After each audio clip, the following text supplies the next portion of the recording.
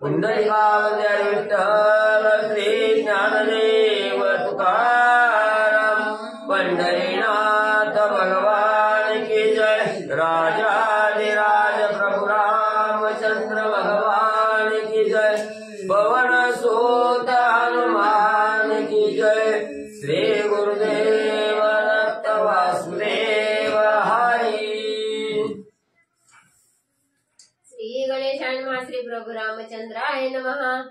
एकाएकी अशकोणात आला देखुनी हनुमंत, त्याशी समूळा वृत्तांत कुसे साध्यंत जानकी। श्री गणेशाला वंदन करून प्रभु रामचंद्राचं स्मरण आणि सद्गुरूशी शरण जाऊन कथेचं अनुसंधान आहे। असणारे हनुमंतराया सीता माऊलीच्या समोर त्या ठिकाणी आले आणि अचानक हनुमंताचं दर्शन सीतामाईला त्या ठिकाणी झालं। हनुमंताला सीतामाईने पाहिलं, त्या ठिकाणी गेलो आणि अचानक हनुमंत आपल्या समोर त्या ठिकाणी आलेला आहे। हे सीता माऊलीने त्या ठिकाणी पाहिलं गेलं। अतिशय आनंद त्या ठिकाणी वाटला गेला आणि हनुमंताला त्या ठिकाणी पाहिल्याबरोबर पहिल्यांदा जी असणारी शंका सीता माऊलीच्या मनामध्ये आली होती, पहिला असणारा राजा रावण भिक्षुकाच्या रूपानं भीक मागण्यासाठी त्या ठिकाणी आला आणि हरण करून गेला। मग आताही त्या ठिकाणी असणाऱ्या वानराच्या रूपानं हा राजा रावणच त्या ठिकाणी आला असावा अशी शंका आली होती।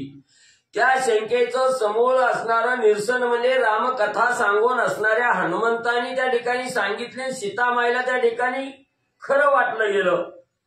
मग खरं वाटल्याबरोबर असणारं त्या ठिकाणी आता ही सांगितलेलं खरं आहे, पण राक्षस आहेत, काही मावा त्या ठिकाणी करू शकतात, म्हणून समूळ असणाऱ्या प्रभू रामचंद्राची कथा त्या ठिकाणी आणि सीता माऊली हनुमंतरायाला त्या ठिकाणी विचारू लागलेले आहे। वनवासी असता कैतून दासी हनुमंता, कैसा आलासी तू आता निज वृत्तांता सांगावे। मग सीता माऊली बोलू लागलेले आहेत, हनुमंता ज्या वेळेस राम लक्ष्मण आणि सीता आम्ही वनामध्ये त्या ठिकाणी आलो, अयोध्या नगरी सोडली, त्यापासून म्हणजे असणाऱ्या पंचवटी पर्यंत त्या ठिकाणी आलो, तिथपर्यंत म्हणजे असणारा तू कधीही त्या ठिकाणी भेटला नाही, तुला कधीही त्या ठिकाणी पाहिलं नाही, आणि मग म्हणजे तू आता म्हणजे इथं आणि कसा त्या ठिकाणी आलास, कशी तुझी आणि असणाऱ्या राम लक्ष्मणाची भेट त्या ठिकाणी झाली, हा संपूर्ण वृत्तांत माहिती मला त्या ठिकाणी सांग। सीता माऊली हनुमंतरायाला विचारू लागलेले आहे। कैसे निरामा देखील दृष्टी तुझ रामासी, कैसे भेटी कैशा कैशा केली या गोष्टी, जेणे पोटी अति प्रीती। मग त्या ठिकाणी सीता माऊलीने विचारायला सुरुवात केली, हनुमंता तुझी आणि असणाऱ्या प्रभू रामचंद्राची कधी भेट त्या ठिकाणी झाली, तू रामाला कसं त्या ठिकाणी पाहिलं गेलं, रामाची तुझी कशी भेट त्या ठिकाणी झाली, दोघं कसा कसा संवाद दोघांमध्ये त्या ठिकाणी झाला, काय त्या ठिकाणी बोलणं झालं की एवढी म्हणजे तुला आणि असणाऱ्या प्रभू रामचंद्राला अतिशय आप्तता त्या ठिकाणी निर्माण झाली, एकमेकाविषयीचं प्रेम एवढं त्या ठिकाणी निर्माण झालं, त्याला काय कारण आहे म्हणजे त्या ठिकाणी अशी माहिती सीता माऊली विचारू लागलेली आहे। कैसा बांधला तो वचनार्थ, साधावया श्रीराम कार्यार्थ, हनुमान प्राणेशी साह्यभूत तो गुह्यार्थ मज सांगे। मग असणारा त्या ठिकाणी प्रभू रामचंद्राने तुझ्यावर विश्वास त्या ठिकाणी टाकला, तुला हे कार्य त्या ठिकाणी सांगितलं गेलं।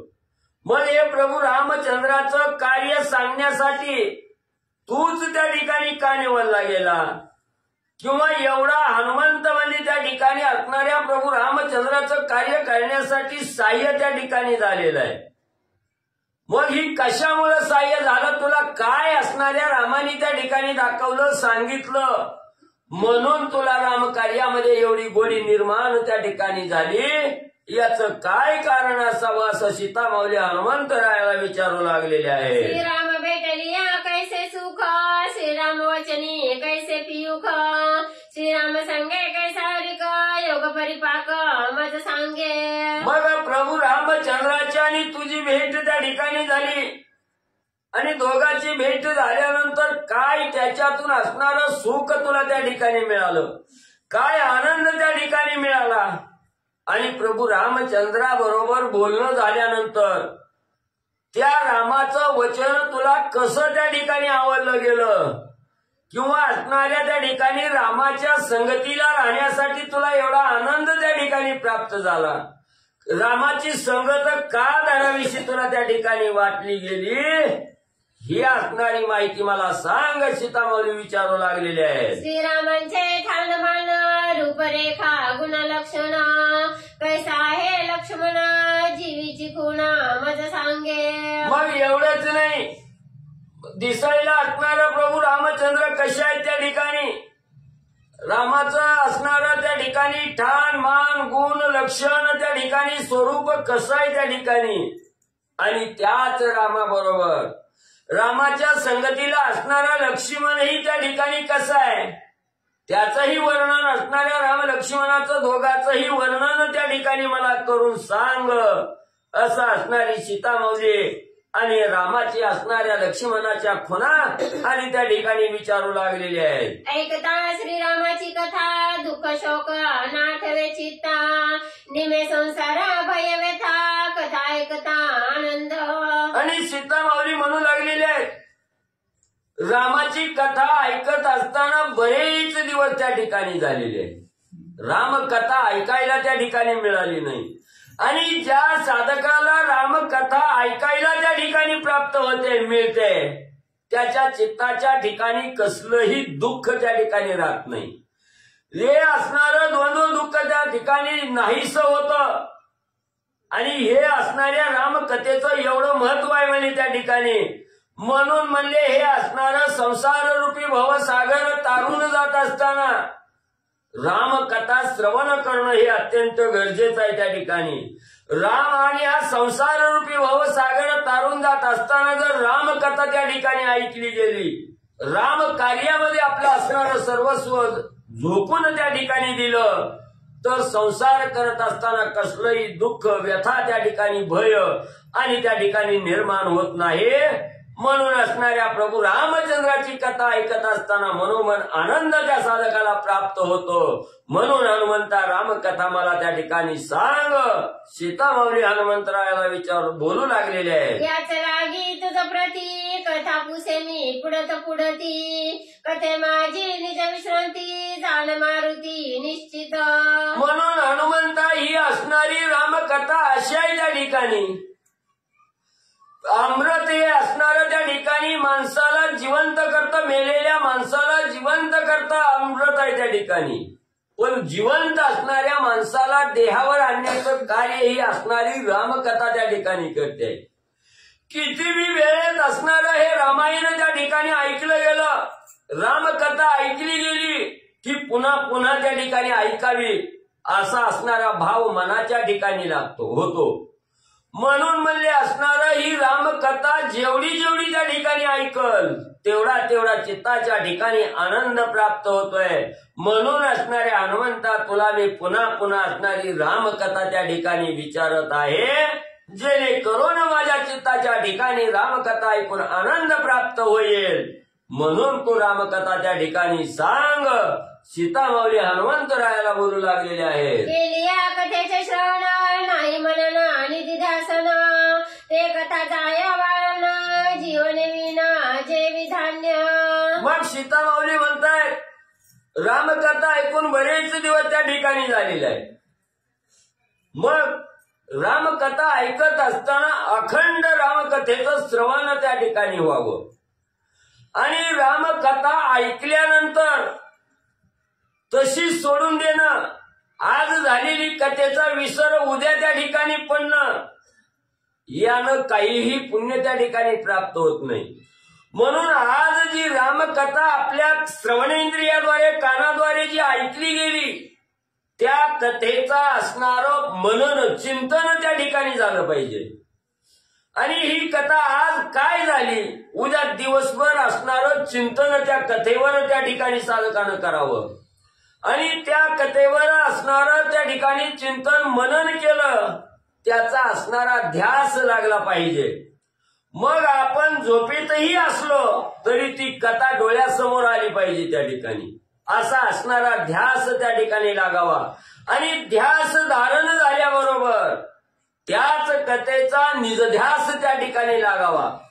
म्हणजेच असणारी ही कथा सांगितल्यानंतर त्या कथेमध्ये जी जी असणारी दृश्य, जे पात्र त्या ठिकाणी सांगितले गेले, ते पात्र कर्णपुटीद्वारे ऐकण्यात आली, तीच साक्षात डोळ्यासमोर उभा त्या ठिकाणी करावी. राम म्हटल्याबरोबर असणाऱ्या रामाचं असणारं स्वरूप त्या ठिकाणी डोळ्यासमोर उभा राहावं, असा असणारा निधी ध्यास त्या असणाऱ्या कथेचा त्या ठिकाणी घ्यावा. तरच म्हणजे असणाऱ्या कथेचं फळ प्राप्त त्या ठिकाणी होतं. नाही तर म्हणजे ही असणारं त्या ठिकाणी कथा ऐकली, त्याचं चिंतन मनन नाही केलं, ध्यास नाही घेतला आणि ध्यास घेऊन निधी ध्यास जर नाही लागला साधकाला, तर म्हणले असणारी जवारी पेरली, त्या जवारीला पाणी त्या ठिकाणी द्यायचं विसरलं गेलं, पाणी दिलं नाही. पाणी न देता दिल्यावर जर ती असणारी जवारी जशी वाळून त्या ठिकाणी जाते आहे, तशी ही कथा म्हणजे त्या ठिकाणी निरर्थक ठरली जाते. ती कथा ऐकण्याचं पुण्य त्या साधकाला प्राप्त त्या ठिकाणी होत नाही. म्हणून हनुमंता रामकथेचं अखंड स्मरण, चिंतन, मनन, ध्यास, निधी ध्यास त्या ठिकाणी लागावा. म्हणून हनुमंता तुला पुन्हा पुन्हा रामकथा त्या ठिकाणी विचारते. सीतामौली हनुमंतरायाला सांगू लागलेले आहेत. श्रद्धे श्रीरामकथा श्रवण ऐकती त्याचे निज महिमान, मनने मन होय उन्मन, अहमिरण होय सोहम. मग जे साधक म्हणले त्या ठिकाणी कथा ऐकण्यासाठी येतात, मग असणाऱ्या त्या ठिकाणी लोकांनी आपल्याला वाहवा म्हणावी, चांगली असणारं पोथी त्या ठिकाणी सांगताय, अर्थ चांगली सांगताय, चांगलं वाचित आहे आणि एकाग्र चित्तानं कथा त्या ठिकाणी ऐकत आहे, म्हणून पोथीला त्या ठिकाणी यायचं नाही. लोकांनी असणारं त्या ठिकाणी आपलं नाव घ्यावं म्हणून असणाऱ्या कथेला त्या ठिकाणी यायचं नाही. जो साधक श्रद्धेनं अंतकरणपूर्वक म्हणजे त्या ठिकाणी श्रद्धेनं भक्तिभावानं ही असणारी कथा त्या ठिकाणी जो साधक त्या ठिकाणी ऐकला जातो, त्या साधकाचा महिमा आघात आहे त्या ठिकाणी. त्या साधकाला म्हणजे त्या ठिकाणी ज्यानं असणारी अंतकरणापासून श्रद्धेनं ही असणारी कथा त्या ठिकाणी ऐकली गेली, त्याचं मन उन्मन्न त्या ठिकाणी होतं. उन्मन म्हणजे काय, तर असणारी ही कथा अखंड त्या ठिकाणी ऐकावीशी वाटते. असणारं कार्य बाजूला त्या ठिकाणी सोडलं जातं, कथेमध्ये एकाग्र चित्त त्या ठिकाणी लागलं जातं आणि या कथेविषयी मन उन्मन्न त्या ठिकाणी झालं की प्रभू रामचंद्राची असणारी दृष्टी आपल्यावर त्या ठिकाणी पडली जाते. म्हणून असणाऱ्या कथेचं श्रद्धेनं असणारं श्रवण म्हणजे करावं. चित्त ते होया चैतन्य, बुद्धी समसाम्य समाधान, कर्म जे होया ब्रह्मपूर्ण, इंद्रिया चरण चिन्मात्र. मग त्या ठिकाणी ही असणारी कथा म्हणजे त्या ठिकाणी ऐकल्याबरोबर असणाऱ्या साधकाच्या चित्ताच्या ठिकाणी असणारं दुःख म्हणजे त्या ठिकाणी राहत नाही आणि दुःख जाऊन असणारं चित्त म्हणजे चैतन्याला त्या ठिकाणी जातं, चैतन्य प्राप्त त्या ठिकाणी होतं, चित्ताच्या ठिकाणी आनंद निर्माण होतो आणि बुद्धी ही इकडं तिकडं त्या ठिकाणी हालत नाही. समसाम्य असणारी अवस्था त्या साधकाला त्या ठिकाणी प्राप्त होते आणि बुद्धी समसाम्य झाली की असणाऱ्या मनाला समाधान त्या ठिकाणी मिळतं आणि प्रत्येक केलेलं कार्य हे ब्रह्मपूर्ण त्या ठिकाणी होतं. म्हणून म्हणजे असणारे त्या ठिकाणी इंद्रिय सुद्धा त्या ठिकाणी सच्चिन मात्र त्या ठिकाणी बनली जातात. इंद्रियाला सुद्धा असणारा आनंद त्या ठिकाणी प्राप्त होतो. ऐसी श्रीराम स्वरूपावस्था, सादरे पुसता पैसिता, टकपडी येले हनुमंता, कथा वार्ता विसरला. मग त्या ठिकाणी एवढं म्हणजे असणाऱ्या प्रभू रामचंद्राच्या स्वरूपाची अवस्था सीतामाऊलींनी त्या ठिकाणी हनुमंतरायाला विचारली. विचारल्याबरोबर असणाऱ्या हनुमंताला असणारी ठक पडली, म्हणजे एकाग्र दृष्टी त्या ठिकाणी झाली. काय करतोय, काय करायचं, काय नाही याचा विसर त्या ठिकाणी पडला गेला. एकाग्र चित्त त्या ठिकाणी साठलं गेलं आणि साठल्याबरोबर जी असणारी कथा सांगायची किंवा हे असणारं सीतामाऊलीनं विचारलेलं आहे त्याला उत्तर त्या ठिकाणी द्यायचं, ही स्तब्धता झाल्यामुळे त्या ठिकाणी विसरले गेले. अशी एकाग्र चित्तावस्था असणाऱ्या हनुमंताची झाली. धन्य धन्य हनुमंताचे ज्ञान करिता श्रीरामाचे कीर्तन. आठव विसराते गिळण सावधान स्वयं जाहला. मग या असणाऱ्या प्रभू रामचंद्राचं असणारी स्वरूप संस्था त्या ठिकाणी ऐकली सीतामाऊलीकडून. हनुमंतरायाला ठक पडली. एकाग्र चित्त त्या ठिकाणी झालं आणि जे असणारं ज्ञान हनुमंताच्या अंगी होतं ते अगाध असणाऱ्या ज्ञानाचा महिमा वर्णन करता येत नाही एवढं अगाध ज्ञान हनुमंताजवळ आहे. धन्य धन्य असणाऱ्या हनुमंताचं ज्ञान आहे त्या ठिकाणी. प्रभू रामचंद्राचं असणारं भजन त्या ठिकाणी करत असताना जो विसर त्या ठिकाणी झाला त्या विसरातून बाहेर त्या ठिकाणी आले. आठवलं गेलं आणि त्या विसराला आठवानं त्या ठिकाणी गिळलं गेलं आणि विसर गिळल्याबरोबर असणाऱ्या हनुमंतराया सावध त्या ठिकाणी झाले. देहावर आले आणि हनुमंतराया काय त्या ठिकाणी बोलू लागले. सीतापूसे श्रीराम कथा त्याची श्रीराम स्वरूप संस्था. हनुमंत होय सांगता यथार्थता स्वरूप. मग सीतामाऊलीने विचारलं गेलं की असणाऱ्या प्रभू रामचंद्राचं स्वरूप ठाण मान गुण लक्षण त्या ठिकाणी कसं आहे हे विचारल्याबरोबर हनुमंतरायाने त्या ठिकाणी मनाच्या ठिकाणी आठवलं गेलं. रामाला लक्ष्मणजीला आठवलं गेलं आणि त्यांची असणारी इतंभूत माहिती असणारे हनुमंतराया सीतामाऊलीला त्या ठिकाणी सांगू लागलेले आहे. लक्ष्मणाचे निज लक्षण ठाणमान गुण लावण्य समळ सांगे आपण सावधान अवधारा. मग हनुमंतरायांनी सांगायला सुरुवात केली. सीतामाऊली असणाऱ्या प्रभू रामचंद्राचं म्हणजे असणारं स्वरूप आहे. ठाण मान गुण लक्षण त्या ठिकाणी रामाबरोबर लक्ष्मणाची ही माहिती त्या ठिकाणी सांगतो. लक्ष्मणाचं ही निज लक्षण ठाण मान गुण लावण्य ही सगळी कथा म्हणजे त्या ठिकाणी सांगतो. पण रामकथा ऐकत असताना श्रोते मंडळीचं असणारं चित्त एकाग्र कथेवर त्या ठिकाणी व्हावं. सावध वृत्ती त्या ठिकाणी निर्माण व्हावी म्हणून सीतामाऊली मी कथा सांगतो. सावधान म्हणजे राहा. सांगावया श्रीराम कथा उल्हास हनुमंताच्या चित्ता.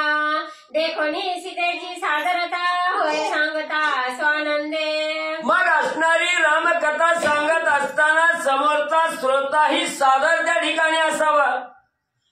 नाहीतर इकडे असणारी रामकथा सांगायला सुरुवात आहे आणि श्रोते मंडळीचं लक्ष असणाऱ्या घराच्या कुलपाकडे त्या ठिकाणी लागावं. किंवा आपण असणाऱ्या कथेला आलोय घरात सून काहीतरी उचला उचली करते की काही तिकडे निमलक्ष त्या ठिकाणी लागावं असं नसावं. म्हणून हनुमंतरायांनी श्रोता असणाऱ्या त्या ठिकाणी श्रोतारूपी सीतामाऊलीकडे बघितलं गेलं. सर्व असणारं ध्यान मन आणि कथेकडे त्या ठिकाणी केलेलं आहे. असणाऱ्या सीतामाऊलीची सादरता हनुमंतरायांनी त्या ठिकाणी बघितली गेली आणि हनुमंतरायाला रामकथा सांगण्यासाठी अतिशय उल्हास आनंद त्या ठिकाणी होऊ लागलेला आहे. श्रीरूप रूपे जिंकिला गंधर्व परित रूपेची अरूप चित्स्वरूप श्रीराम. असो पांडुरंगा करो प्रथम नमन दुसरे चरण संतांचे त्यांच्या कृपाशीर्वाद आणि कथेचा विस्तार बाबाजी सद्गुरुदास तुका बसलेले सर्व श्रोते मंडळी साधू संतांना साष्टांगपणे पाठ करून कथेला सुरुवात कथेचं अनुसंधान रामकथा सांगायला सुरुवात केली. हनुमंतरायांनी अतिशय आनंदाने सुरुवात केली. सीतामाऊली तेवढ्याच आवडीने ऐकत आहेत. जेवढ्या आवडीनं सांगतात तेवढ्या आवडीनं ऐकायला पाहिजे असं ग्रंथकर्ते म्हणतात. आता प्रभू रामचंद्राच्या अवयवाची रचना सीतामाऊलीनं विचारलेली आहे. हनुमंतरायांनी सांगायला सुरुवात केली. ऐका सीतामाऊली प्रभू रामचंद्र कसे आहेत. प्रभू रामचंद्राच्या रूपाकडे पाहिलं तर रूपाने दिसत आहेत. प्रभू रामचंद्र तसं पाहिलं तर प्रभू रामचंद्राला रूपही नाही. रूपाकडे पाहायचं म्हणलं तर प्रभू रामचंद्राच्या त्याच्या या निळी कोटी चंद्रप्रकाश रे हालका रे कृष्ण डोलका रे.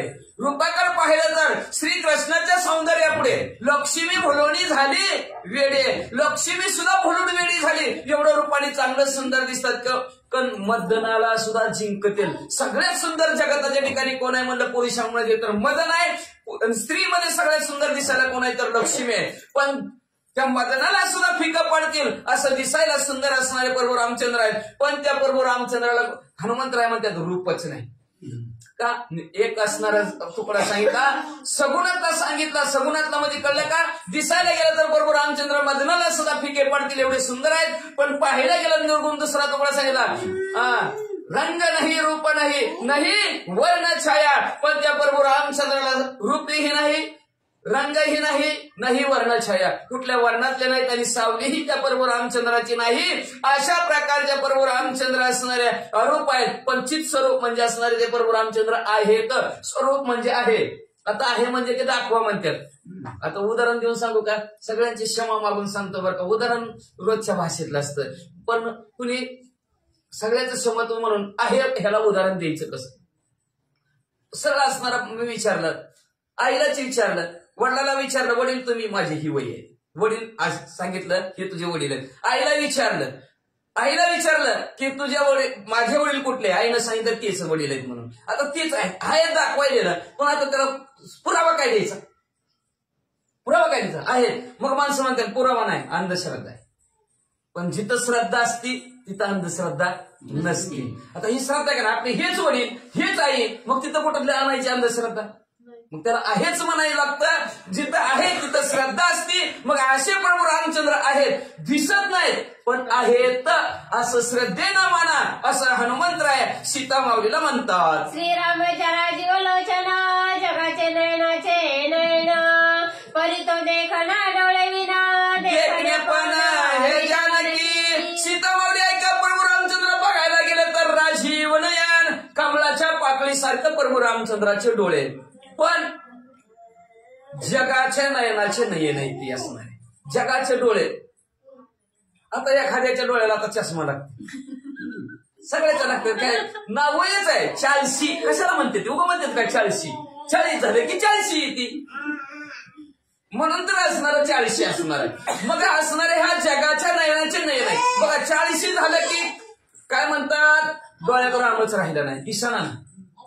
मग तसं जगात असणार, जगाचं जे काय असणारं डोळ्यात, त्या डोळ्याचा डोळा कोण असेल तर प्रभू रामचंद्र आहेत. सरळच पण त्या डोळ्यात काय रामच राहिलं नाही. असं जगाच्या असणारं नयनाचं नयन प्रभू रामचंद्र आहेत. पण सीता माऊलीला सांगत असतात, जगाच्या सदृश्य, जगाच्या डोळ्यासारखे प्रभू रामचंद्राचे डोळे जरी कमलाच्या पाकळीसारखे दिसत असले तरी त्या प्रभू रामचंद्राचे डोळे समुद्रापलीकडचे देखे, मुंगीचेही अंतर जाणे.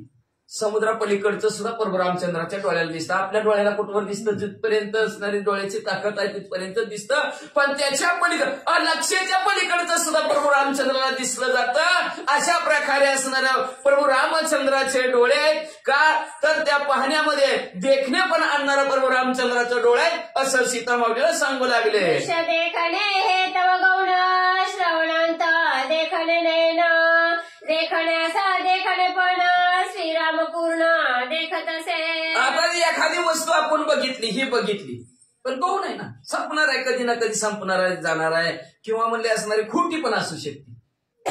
पण प्रभू रामचंद्राच्या असणार आपण बघितलं एखादी वस्तू कधी, आता काही दिवस असती काही दिवस नसती, ही गौण आहे. पण प्रभू रामचंद्राचे जे काय डोळे आहेत ते कसं बघतात, कानाने जी काय ऐकलं ते डोळ्यांनी बघितलं. आपलं नुसतं कानाने ऐकत, डोळ्याने कधी बघतच नाही. मग अशी महाराजांनी सांगितलं, कथा ऐकताना राम म्हणलं की रामाचं स्वरूप डोळ्यासमोर उभं राहायला पाहिजे. तसं कानी जे ऐकले ते डोळा उगवले, कानी जे पेरले ते डोळा उगवले, कानात पेरलेल्या डोळ्याने उगवलं पाहिजे. असं प्रभू रामचंद्राचे डोळे आहेत आणि परिपूर्ण असणारं देखणे पण असणारं प्रभू रामचंद्राच्या डोळ्यामध्ये आहे, असं सीता माऊलीला सांगतात. कुंडले वर्णिती साकार, एक म्हणती मकराकार, श्रवणे मावळती विकार, निर्विकार निजलेने. आता त्याच्यानंतर सीता माऊलीला सांगू लागले, हनुमंतराय परत असणाऱ्या कानाकडे बघितलं. प्रभू रामचंद्राच्या कानाकडे बघितल्यानंतर प्रभू हनुमंतराय म्हणू लागले, मकराकर कुंडले तळपती श्रवणी. कानामध्ये माशाच्या आकाराची कुंडल प्रभू रामचंद्राच्या कानामध्ये, हे बाह्यत्कारीच बाहेरून दिसतात म्हणले, हे सगुण रूपातलं झालं. पण निर्गुण रूपात पाहिजे जर बघितलं तर असणाऱ्या प्रभू रामचंद्राचे जे काय असणारे कान आहेत, कानामध्ये श्रवणे मावळती विकार. बरं झालं, त्या जर असणाऱ्या कानाने जर ऐकलं, प्रभू रामचंद्राचं जर नामस्मरण जर केलं, भाग्यवान आहे असू द्या, हा खाली बसवा. श्रवणे मावळती विकार.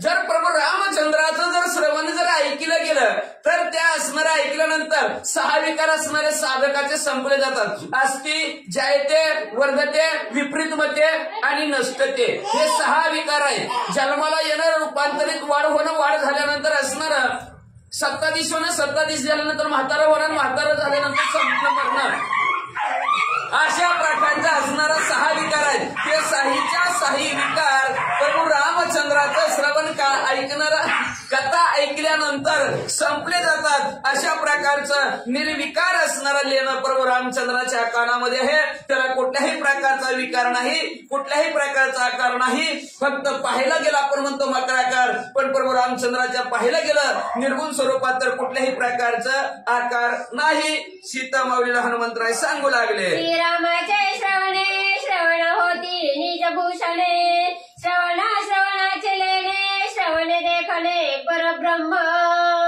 आता प्रभू रामचंद्राची श्रवणे कान जी असणारे प्रभू रामचंद्राच्या त्या श्रवणाला भूषण काय असेल, कानाला भूषण काय आहे तर प्रभू रामचंद्राचं नामस्मरण हे असणारं कानाला भूषण आहे. म्हणजे असणार आता ती साधकावर उभी टाकली एवढी टाकत असताना जर साधकाच्या असणाऱ्या श्रवणाला कानाला लेणं काय असेल, भूषण काय असेल तर ते प्रभू रामचंद्राचं नामस्मरण आहे. आणि ते बी कान कसं असाव्यात, ते काम प्रभू रामचंद्राचं नामस्मरण ऐकल्याबरोबर डोळ्यासमोर ब्रह्म प्रभू रामचंद्र उभारलेत की काय अशा प्रकारचं असणारं चित्र दिसावं तरच असणारं त्या कानाला भूषण आहे. कानाला हे भूषण प्रभू रामचंद्राचं नामस्मरण आहे असं प्रभू सीता माऊलीला सांगू लागले. परमार्थाचे निजभ्रिक निरपेक्षते नासिक, ते निर्विना ते निर्नासिक, कैचे सुख साक्षेपे. परमार्थाचे निजविक, परमार्थ करत असताना परमार्थाला तेज कशाचं असेल तर नाकाला फार किंमत आहे. परपंचात बी नाकाला फार किंमत आणि परमार्थात बी नाकाला फार किंमत आहे. म्हणजे असणार आमच्या प्रभू रामचंद्राच्या नाकाकडे बघा सीता माऊली कसं दिसतं, दिसायला गेलं तर असणार निरपेक्ष आहे. इथं अपेक्षाच कशाची नाही. प्राप्त किंवा अप्राप्त लाभाची अवस्था बाधू न सके साधूच्या चित्ता, चित्त रतले भगवंता या नाव निरपेक्षता. लाभ हो किंवा हानी हो, घेणं नाही देणं नाही, अखंड जो भगवंताचं चिंतन नामस्मरण करतो त्याला म्हणायचं निरपेक्षता. आणि अशा प्रकारचं निरपेक्ष कुठल्याही प्रकारची आशा नाही त्यालाच म्हणायचं नाक आहे. नाहीतर त्या असून काही उपयोगाचं नाही. निर्नाशिक आहे त्याला नाकच नाही, त्याचा उपयोग नाही. म्हणजे कसं का जिथं अपेक्षा आहे तिथं सुख नसतं. असतं का? सर्व जन्म आशेशी वाया गेला, एक यत्न मुक्ती प्रयत्न नाही केला. काय उपयोग आहे त्याचा? सर्व असणार आशेवर असणार, हे पाहिजे ते पाहिजे, हे रे त्या मालिका दुःखाची गणती कुठलंही असणार तुम्ही प्रपंचातला जमा करायला जावा, सगळं असणारं दुःखाला कारण आहे आणि सर्व दुःखमय आहे. म्हणून असणार आशा केली की दुःख भोगावं लागतं, मग निरपेक्ष व्हा. म्हणून असणार तुकाराम महाराज म्हणतात आशा मूळ खणोनी तेने परमार्थाशी लागावे. आशेला संपवावं तरच त्याच्याकडून परमार्थ होतो, नाहीतर परमार्थ होतच नाही. नाहीतर परमार्थात आशा बाळगली, एवढं पाहिजे तेवढं पाहिजे हे मिळावा असं जर केलं तर म्हणले असणार त्याचं परमार्थातील नाक गेलं म्हणून समजा. म्हणून आमच्या प्रभू रामचंद्राचं जे काय नाक आहे निरपेक्ष आहे. हे रे ते नाशिक बाकीच्यांची नाकाचा काही उपयोग नाही, का तर ते अपेक्षेने भरलेले आहेत. जिथं अपेक्षा आहे तिथं म्हणले असणार दुःख असतं. श्रीरामाची नासिक स्थिती प्राणी प्राणा नित्य विश्रांती, श्रीराम प्राणे प्राण्यागती त्याची विश्रांती. श्रीराम असणाऱ्या प्रभू रामचंद्राच्या नाकाच्या ठिकाणी असणारा प्राणवायू आहे. प्राण आपण उदाहरण समान व्यान त्याच्यातला जो काय प्राण आहे तो प्राण असणाऱ्या प्रभू रामचंद्राच्या नाकाच्या ठिकाणी आहे आणि त्याच्यामुळं सर्व असणाऱ्या जीव मात्राला विश्रांती आहे. प्रभू रामचंद्राच्या प्राणामुळं सर्व प्राण्यांना गती आहे, अथवा प्राण्यांना गती नाही. प्राण संपला बघा, आपण म्हणतो प्राणवायू जर संपला 21,600 वेळा चालणारा प्राणवायू आहे आणि तो प्राणवायू संपला तर डॉक्टर पहिलं नाकाला हात लावतात, विषय संपला जाऊ द्या घरी म्हणतात. म्हणून सर्व असणाऱ्या प्राण्यांचे असणाऱ्या गती कशावर असेल तर प्रभू रामचंद्राच्या प्राणामुळेच आहे. म्हणून असणारे हे सर्व जीवांना विश्रांती कशामुळे भेटत असेल तर प्रभू रामचंद्राच्या प्राणामुळेच मिळेल. आणि तो प्राण प्रभू रामचंद्राच्या नाकाच्या ठिकाणी आहे. हनुमंतराय सांगू लागले, श्रीरामाचा मुख शशांक नित्यानंद निष्कलंक ब्रह्मादी देव सुखदायक जीव शिव सुख श्रीराम. त्याच्यानंतर हनुमंतराय चेहऱ्याचं वर्णन सांगू लागले. सीतामावली आमच्या प्रभू रामचंद्राचा चेहरा आहे का? मुख शशांक चंद्रासारखा असणारा आमच्या प्रभू रामचंद्राचा चेहरा आहे. पण चंद्र झाला काळा, इंद्राला पडली भग, नारद चुकला चाळा भजनाचा. चंद्राला सुद्धा डाग आहे पण आमच्या प्रभू रामचंद्राला कुठल्याही प्रकारचा कलंक नाही. पण माणसं म्हणतात एवढा अखिल कोटी ब्रह्मांडाचं नाही काय, बायकून असणार सोनं मागितलं, हरणाची कातडी मागितली म्हणून बायकोचं ऐकलं हरणाच्या पाठीमागं लागलं. पण त्याच्या पाठीमागचा उद्देश व्यवस्थित रामायण ऐकत नाही आणि डाग लागल्याशिवाय राहत नाही. 298-97 असणारा अध्यायाचा असणारा रामायण आहे भावार्थ. कुठलेही असणारे ववी घ्या, कुठलंही चरित्र प्रभू रामचंद्राचं घ्या, कलंक अजिबात नाही.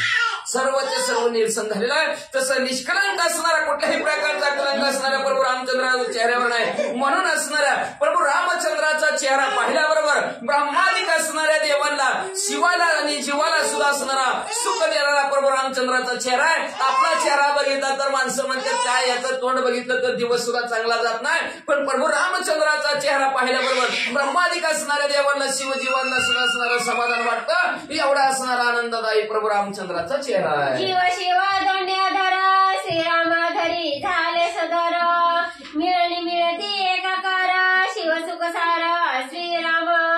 जीव आणि शिव, खालचा असणारा वट जीव आहे, वरचा वट असणारा शिव आहे. हे प्रभू रामचंद्राचे असणारे दोन्हीचे दोन्ही वट आहेत म्हणले. आणि हे असणारे वट प्रभू रामचंद्र रूपी अक्षर आहे. त्या अक्षरामुळे एकत्र आलेले बघा.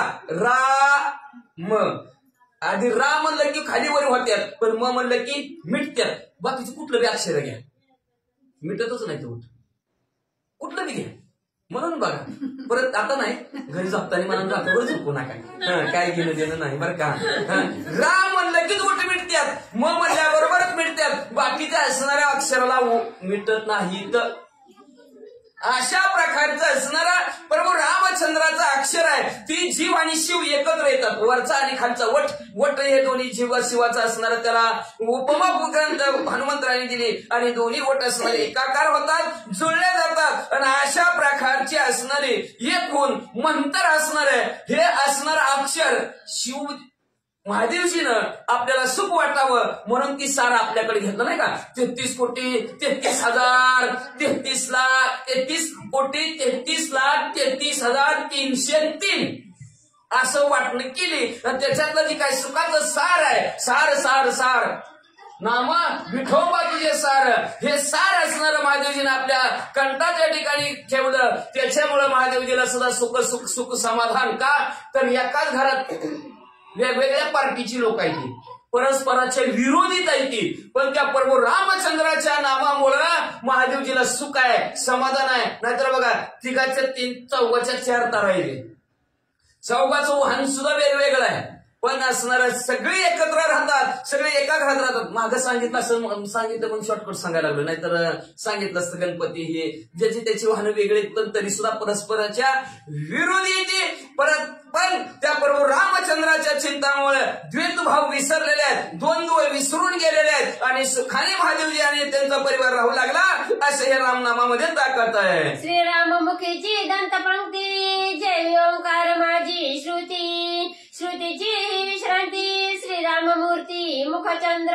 अहो असणारा जी काय प्रभू रामचंद्राचा मुखचंद्र जी काय चेहरा आहे, तो चेहरा श्रुतींना विश्रांती देण्यासाठी, शास्त्रांना विश्रांती देण्यासाठी या जगताच्या ठिकाणी थांबला की काय असं वाटलं का. तर त्या प्रभू रामचंद्राच्या मुखामध्ये जी काय दाताच्या ओळी आहेत, ती ओळीच म्हणजे असणारा ओंकार माझी श्रुती असणार आहे. आकार उकार मकार आणि अर्धचंद्र आणि मातृका ही जी काय ओंकारामध्ये असणाऱ्या श्रुती आहेत, ती श्रुती म्हणजे प्रभू रामचंद्राचे दात आहेत की काय. म्हणून सर्व असणारे शाही शास्त्र 18 पुराण 4 वेद सर्वच्या सर्व प्रभू रामचंद्राच्या चेहऱ्यावर येऊन थांबले ती काय असं दिसू लागले म्हणतात. श्रीरामाचे निज निडळी सच्चिदानंद हे चित्रीवळी त्यांचे ललाटा भाग्य मिळी लोकी सकळी नंदीचे. आज त्याच्यानंतर असणारा कपाळाकडे बघितला हनुमंतरायाने आणि कपाळाची आठवण आली प्रभू हनुमंतरायाला आणि सीतामाऊलीला सांगू लागले. आमच्या प्रभू रामचंद्राचे असणारं जे काय कपाळ आहे त्या कपाळावर म्हणजे असणारं सत चित आणि आनंद ही 3 वळे येत्या. सतची एक वळ आहे, चितची एक वळ आहे आणि आनंदाची एक वळ आहे. ही 3 वळे म्हणजे वळ आहेत ना 3 वळी, हे 3 वळे त्याच्यात सत. सत्य म्हणजे असणारा भगवंताचं जे काय असणारं स्वरूप आहे सत्य म्हणायचं. सत्य म्हणजे असणारा स्वयंप्रकाशित आहेत भगवंत एवढंच नाही. सत्य म्हणजे आहे ही त्यांची असणारे दाखवणारे एक प्रकारची उपमा आहे किंवा एक प्रकारचं अस्तित्व आहे. सत्य आहे.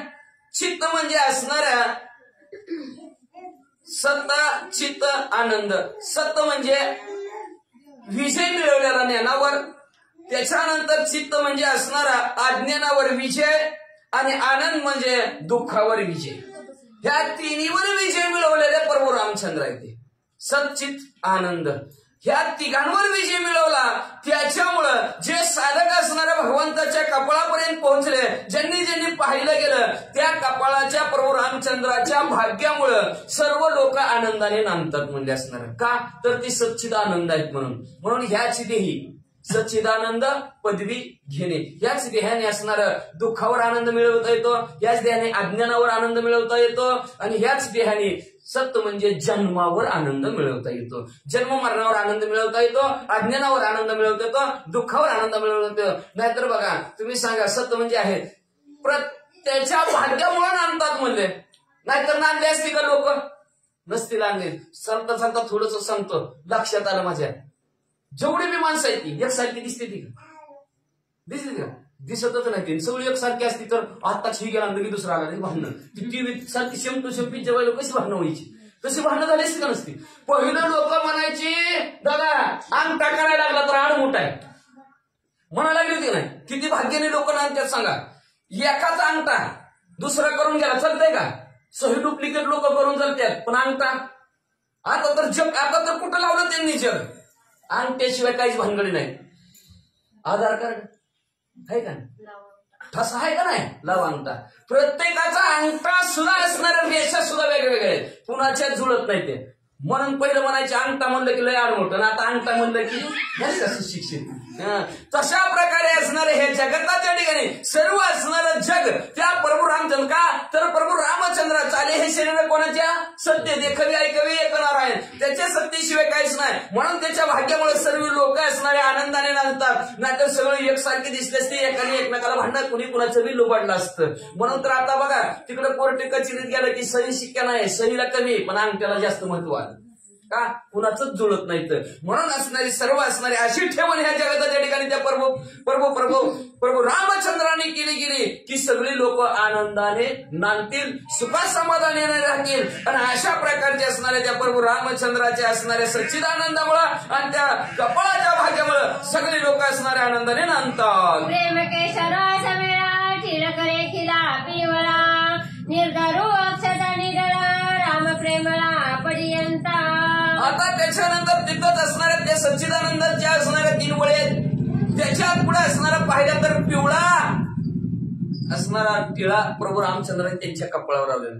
पिवळा हे प्रेमाचं प्रतीक असतं. रंग पिवळा प्रेमाचं प्रतीक रंग आहे. लक्षात ठेवा प्रेम सुख देई प्रेमाविना नाही समाधान. समाधान माणसाला पाहिजे असेल तर असणारा प्रभू रामचंद्राच्या असणाऱ्या कपाळावर जे काय असणारा प्रेम आणि केशरयुक्त असणारा टिळा असणारा लावलेला आहे. तो टिळा कसा आहे? निर्धार आहे. निर्धार रूपी अक्षर त्याच्यावर टिकवलेले आहे. आधार कोणाचाही नाही. लक्षात ठेवा आधार जरी घातला तर का आपण बघा जो दुसऱ्यावर अवलंबला त्याचा कार्यभाग बुडाला. दुसऱ्यावर अवलंबायचं नाही, निराधार राहायचं. म्हणतर निराधार आहेत म्हणतर सरकारी पगारी चालू केले. आधारच निराधारांना देतो ना. मग निराधार नसतील तर नाही का? नाहीतच. तसं निराधार ज्याला कुणाचा आधार नाही अशा अक्षरा प्रभू रामचंद्राच्या असणाऱ्या कपाळावर आहेत. ज्याला कुणाचा आधार नाही त्याचा आधार प्रभू रामचंद्र. मला लक्षात ठेवायचं, आपल्याला नाही कोणाचा आधार. देवाचं चिंतन करा, नामस्मरण करा, भजन करा, सार्थक झाल्याशिवाय राहणार नाही. असं असणारा पिवळा असणारा प्रेमरूपी असणारा टिळा भगवंताच्या कपाळावर आहे. त्याच्यामुळे असणारं प्रेम प्रभू रामचंद्राचं कपाळ अतिशय शोभून दिसत आहे. असणारे आज एवढंच नाही, राम प्रेमाचा प्रेमळा पर्यंता जी प्रेमळ लोक आहेत ती त्यांचं आवडते प्रभू रामचंद्र आहेत. म्हणून प्रेमाविना भजन नाकाविना मोती. देव प्रेमाचा भुकेला, प्रेमाचं भुकेला आहे, दुसरं काय लागत नाही. नाहीतर ते काय असणारा आपण म्हणतो देव कोणाचा आहे, भरपूर ज्याच्याकडे पैसा संपत्ती आहे त्याचा देव आहे. अहो त्या दुर्योधनाकडे काय कमी होतं का? काहीच कमी नव्हतं. त्याच्याकडे 56 भोग देवाला जेवण्यासाठी केले होते. जेवण देवा आमच्याकडे या. देव म्हणले बरं बरं म्हणले, पण दुर्योधनाकडे गेले का? गेलेच नाही. पण ते विदुर काकाच्या ती असणाऱ्या काकी आंघोळ करत होते, तसंच गेलं भगवंत त्यांच्या घरी. ते तसेच आंघोळ तिथं समोर भगवंतासमोर आणि केळे खातानी सांडली देवाला केलं आपल्याकडे. तिचं प्रेम पाहिलं. अहो दरदरीत कन्या पाण्यामध्ये, पाण्यात कन्या का कण्यात पाणी हे सुद्धा त्या काकीला कळत नव्हतं. तरी भगवंताने वरपून हाणलं का? प्रेम आहे. आणि ते प्रेम अशी जी काही लोक आहेत ती प्रेमळ लोक भगवंताला आवडतात, प्रभू रामचंद्राला आवडतात. असा प्रेमरूपी असणारा जी काय साधक आहे ती त्यांना डायरेक्ट आपल्या कपाळावर भगवंत घेतात. पिवळा त्यांच्या पिवळा रूपी असणारा त्यांचा रंग भगवंत आपल्या कपाळावर लावतात. मृगाविंदीला निर्लोभेसी सोहम काढणी मृगणाभिसी तेही अर्पिली श्रीरामाशी निजंगासी चर्चनी. त्याच्यानंतर आता प्रभू रामचंद्राच्या अंगाला उटी लावलेली आहे म्हणजे असणारी. त्याच्यामुळे प्रभू रामचंद्र शोभून दिसतात. आता उटी कशाची लावली? अहंकार रूपी असणारा मृग मारलेला, लय अहंकार असणारा, ज्याला अहंकार आहे अहंकारी लोक अहंकार रूपी असणारा मृग मारला. पण कसा मारला? तोही निर्लोभैसी मारला.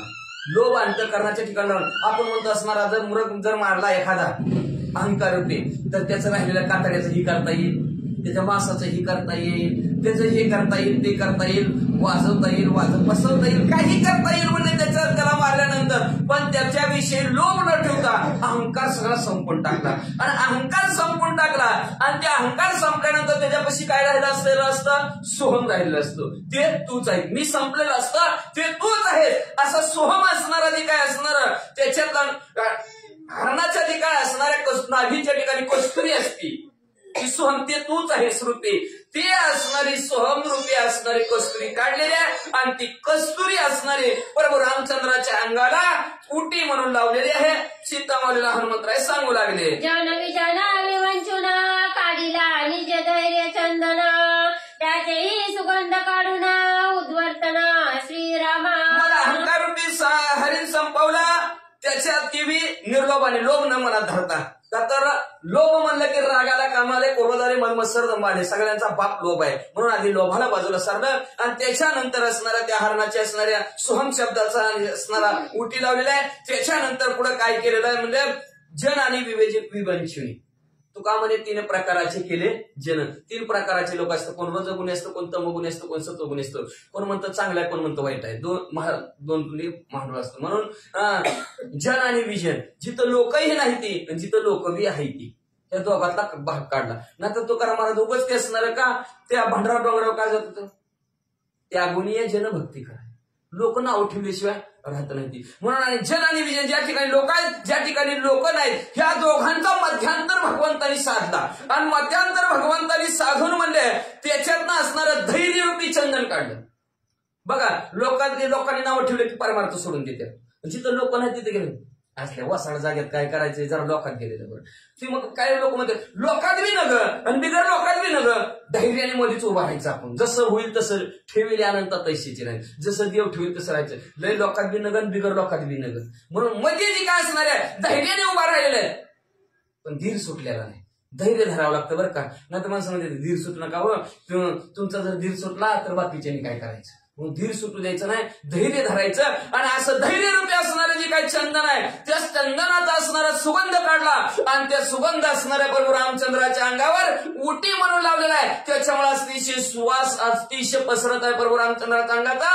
हनुमंतराय सीतामाऊलीला सांगू लागले, जुनी स्वधर्म कर्म फळ त्याची मुक्त फळ माळा शोभे श्रीरामाच्या गळा राम प्रेमळा पर्यंता.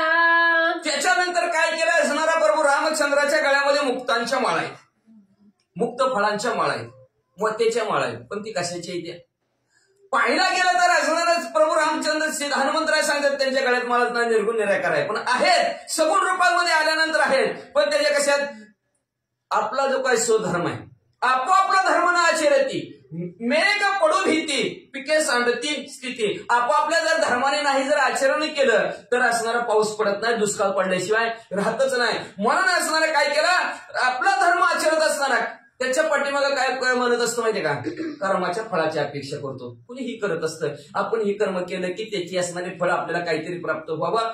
पण ज्याने असणारे कर्म केल्यानंतर प्रभू रामचंद्र अर्पणमस्तु, श्रीकृष्ण अर्पणमस्तु, ज्याने कर्माच्या फळाची अपेक्षा केलेली नाही, स्वधर्माचं आचरण करत असताना, म्हणून धर्म जागो सदैवाचा बा पर उपकारी. धर्म करायचा असेल तर कुठला आहे, दुसऱ्यावर उपकार करायचा. पण असा स्वधर्म करत असताना त्याच्यानंतर म्हणणार मी जर उपकार केला, लक्षात ठेवा, उपकार बी केला आणि अपकार बी केला तर अहंकार वाढतो.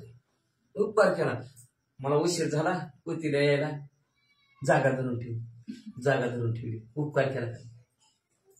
दुसऱ्या दिवशी घे, उपकार केला, जागा धरून ठेवली का, अहंकार वाढतं. आणि त्याच्यामुळे असणारा ह्या स्वधर्माचे असणारे कर्म जे करत असताना कुठलंही कर्म केला, अपकार परोपकार किंवा अपकार केला तरी अहंकार वाढतो. म्हणून ह्या अपकारालाही आणि उपकारालाही बाजूला काढलं आणि स्वधर्माची कर्माची फळ अपेक्षा ही बाजूला काढली गेली. आणि त्याची असणारी जे शुद्ध असणारे राहिलेले आहेत, मुक्त झालेले, का तर लक्षात ठेवा, मुक्त असतोच, परिबळबद्ध झाला घेऊन छंद मी आणि माझ्यामुळे वसवल करत. ती म्हणतात ना वजन कबाड वजन, दुसऱ्याचं वजन घेतलं अंगावरती गुंतल्याशिवाय राहत नाही. मग असं गुंतायचं नाही, मोकळं व्हायचं. मोकळं झालेलं प्रभू रामचंद्राला आवडतं. नाहीतर मग तेच पर्यंत प्रभू रामचंद्र गुंतल्या तर तुम्हाला सांगतो कसं गुंतत असतं. वारकरी सुंदर वारकरी असणारे, सुंदर व्यवस्थित असणारे चाललेले आहेत. जाता जाता एका व्यापाऱ्याने सांगितलं, पूर्वी जकात होत्या, जकात आता जकात नाक बंद झालं, पूर्वी जकात होते म्हणून वारकऱ्याला सांगितलं, धरा मामा एवढं माझ्याकडे वजन, तेवढंच जकात चुकली तर चुकली. मग आपलं वारकरी चाललेलं आहे, दिल्लीत चालले बरोबर नाक्यापासून चालले की नाकेदाराने हाक मारलीच, मामा एवढं काय वजन आहे, कशाचं वजन चाललं आपलं दिल्लीत रोजचं.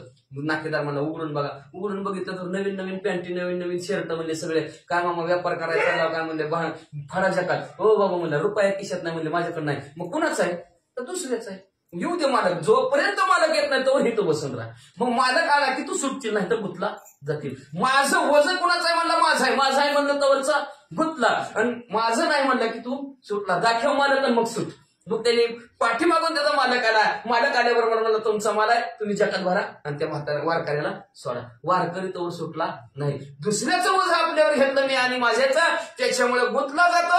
आणि तशा प्रकारे जे काय गुंतणारे आहेत ते प्रभू रामचंद्राला आवडत नाहीत. जे काय मोकळे झालेले आहेत ते मोकळे झालेले मुक्त रूपी असणारे साधक आहेत, ते प्रभू रामचंद्राच्या गळ्यात माळ म्हणून असणारे शिवबंदी सत हनुमंतराय म्हणू लागले. ओंकार तोची कंबुकंठ ते थोडी वेदांसी वाहती वाट, गरजती विधी वाटे उद्भट होती प्रकट त्रिकांडी. आता असणारा प्रभू रामचंद्राचा जे असणार जे काय कंबुकंठ आहे, ती कंबुकंठच असणारे कशा आहे म्हणलं, ओंकार आहे. ओंकार आकार उकार मकार आणि अर्ध मातृका चंद्र ही ओंकार असणारा प्रभू रामचंद्राचा कंबुकंठ आहे म्हणतात.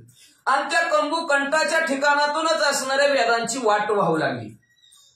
का तर प्रभू रामचंद्र ज्यावेळेस शांताकारण भुजंग शयनम, भुजंगावर शयन केलेलं होतं त्या शेष नारायणावर, त्यावेळेस भगवंत घोरत होते.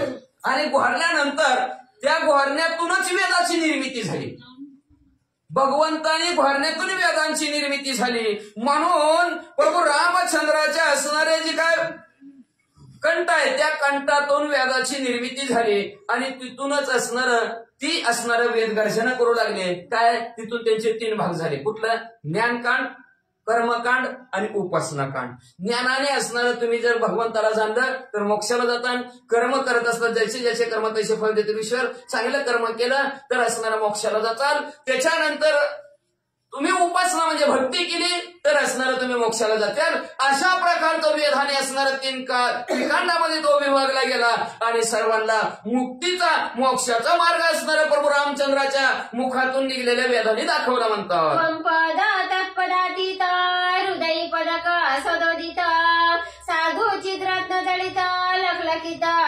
तेजे. त्याच्यानंतर ते असणार कंटागड बघितला त्या प्रभू रामचंद्राच्या छातीकडे जर बघितलं गेलं तर तिथं म्हणजे असणार पदक आहे हृदय श्री भक्त वत्सलांच्या असणारं पदक आहे भगवंताच्या असणाऱ्या छातीवर म्हणजे. पण ती कसं आहे त्वंपत तत्पत अशी पद.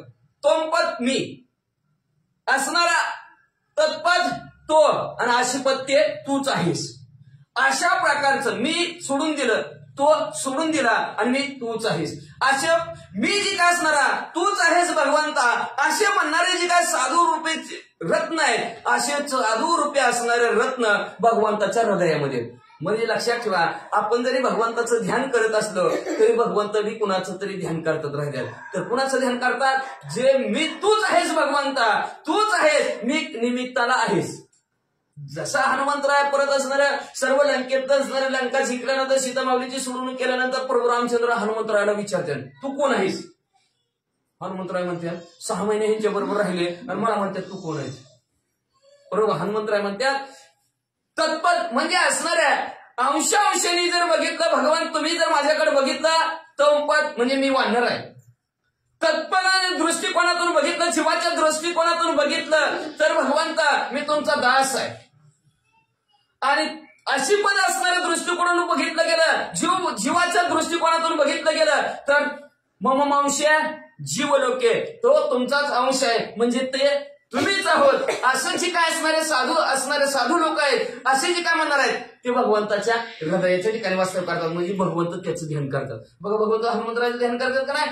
तसं असणारे असे साधू रूपी रत्नांचे असणारे पदार्थ प्रभू रामचंद्राच्या गळ्यात घातलेले आहेत. हनुमंतराय सांगू लागले म्हणती कासे कशिला पितांबर श्रीराम कासे चिदंबर जाके शून्यत्वाचे छिद्र कासे छिद्र श्रीराम. आता कोण कोण म्हणू लागला प्रभू रामचंद्राच्या काशेला पितांबर आहे. काशे पितांबर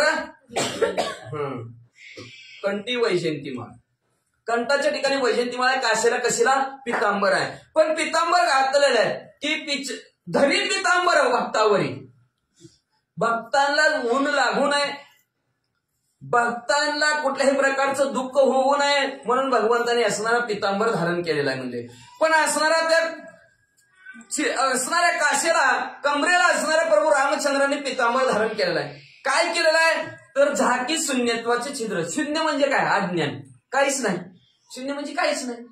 पण त्याला मागं पुढं जर त्याला जर असणार एक रेचेरी वडली एक काढला तरी किंमत वाढली 2 टाकलं तरी वाढली. पण जोपर्यंत शून्य आहे तोपर्यंत त्याला किंमत आहे का नाही. त्यालाच म्हणायचं अज्ञान. हे जगताचं अज्ञान झाकायचं त्यांच्यावर कृपेची सावली धरायची त्यांना सन्मार्गाने लावायचं. आज्ञा जे आपणच ठावे ते इतरांशी सांगावे ज्ञानी करुणी सोडावे. अज्ञान संपावं ज्ञान सगळ्यांना सांगण्यासाठी म्हणजे असणारा पितांबर काशीला गुंडाळलेला आहे. आणि त्याच्यामुळे असणारा पण पाहायला गेलं तर प्रभू रामचंद्राला छिद्रच नाही. ज्ञान स्वरूप असणारे प्रभू रामचंद्र आहेत अज्ञान त्यांच्याकडे नाहीच. श्रीराम कासेशी दृढ भारी एक पत्नी व्रतधारी कासे लागली याचे तारी भवसागरी तारक. आता प्रभू रामचंद्राच्या काशी कशा आहेत दृढ भारी.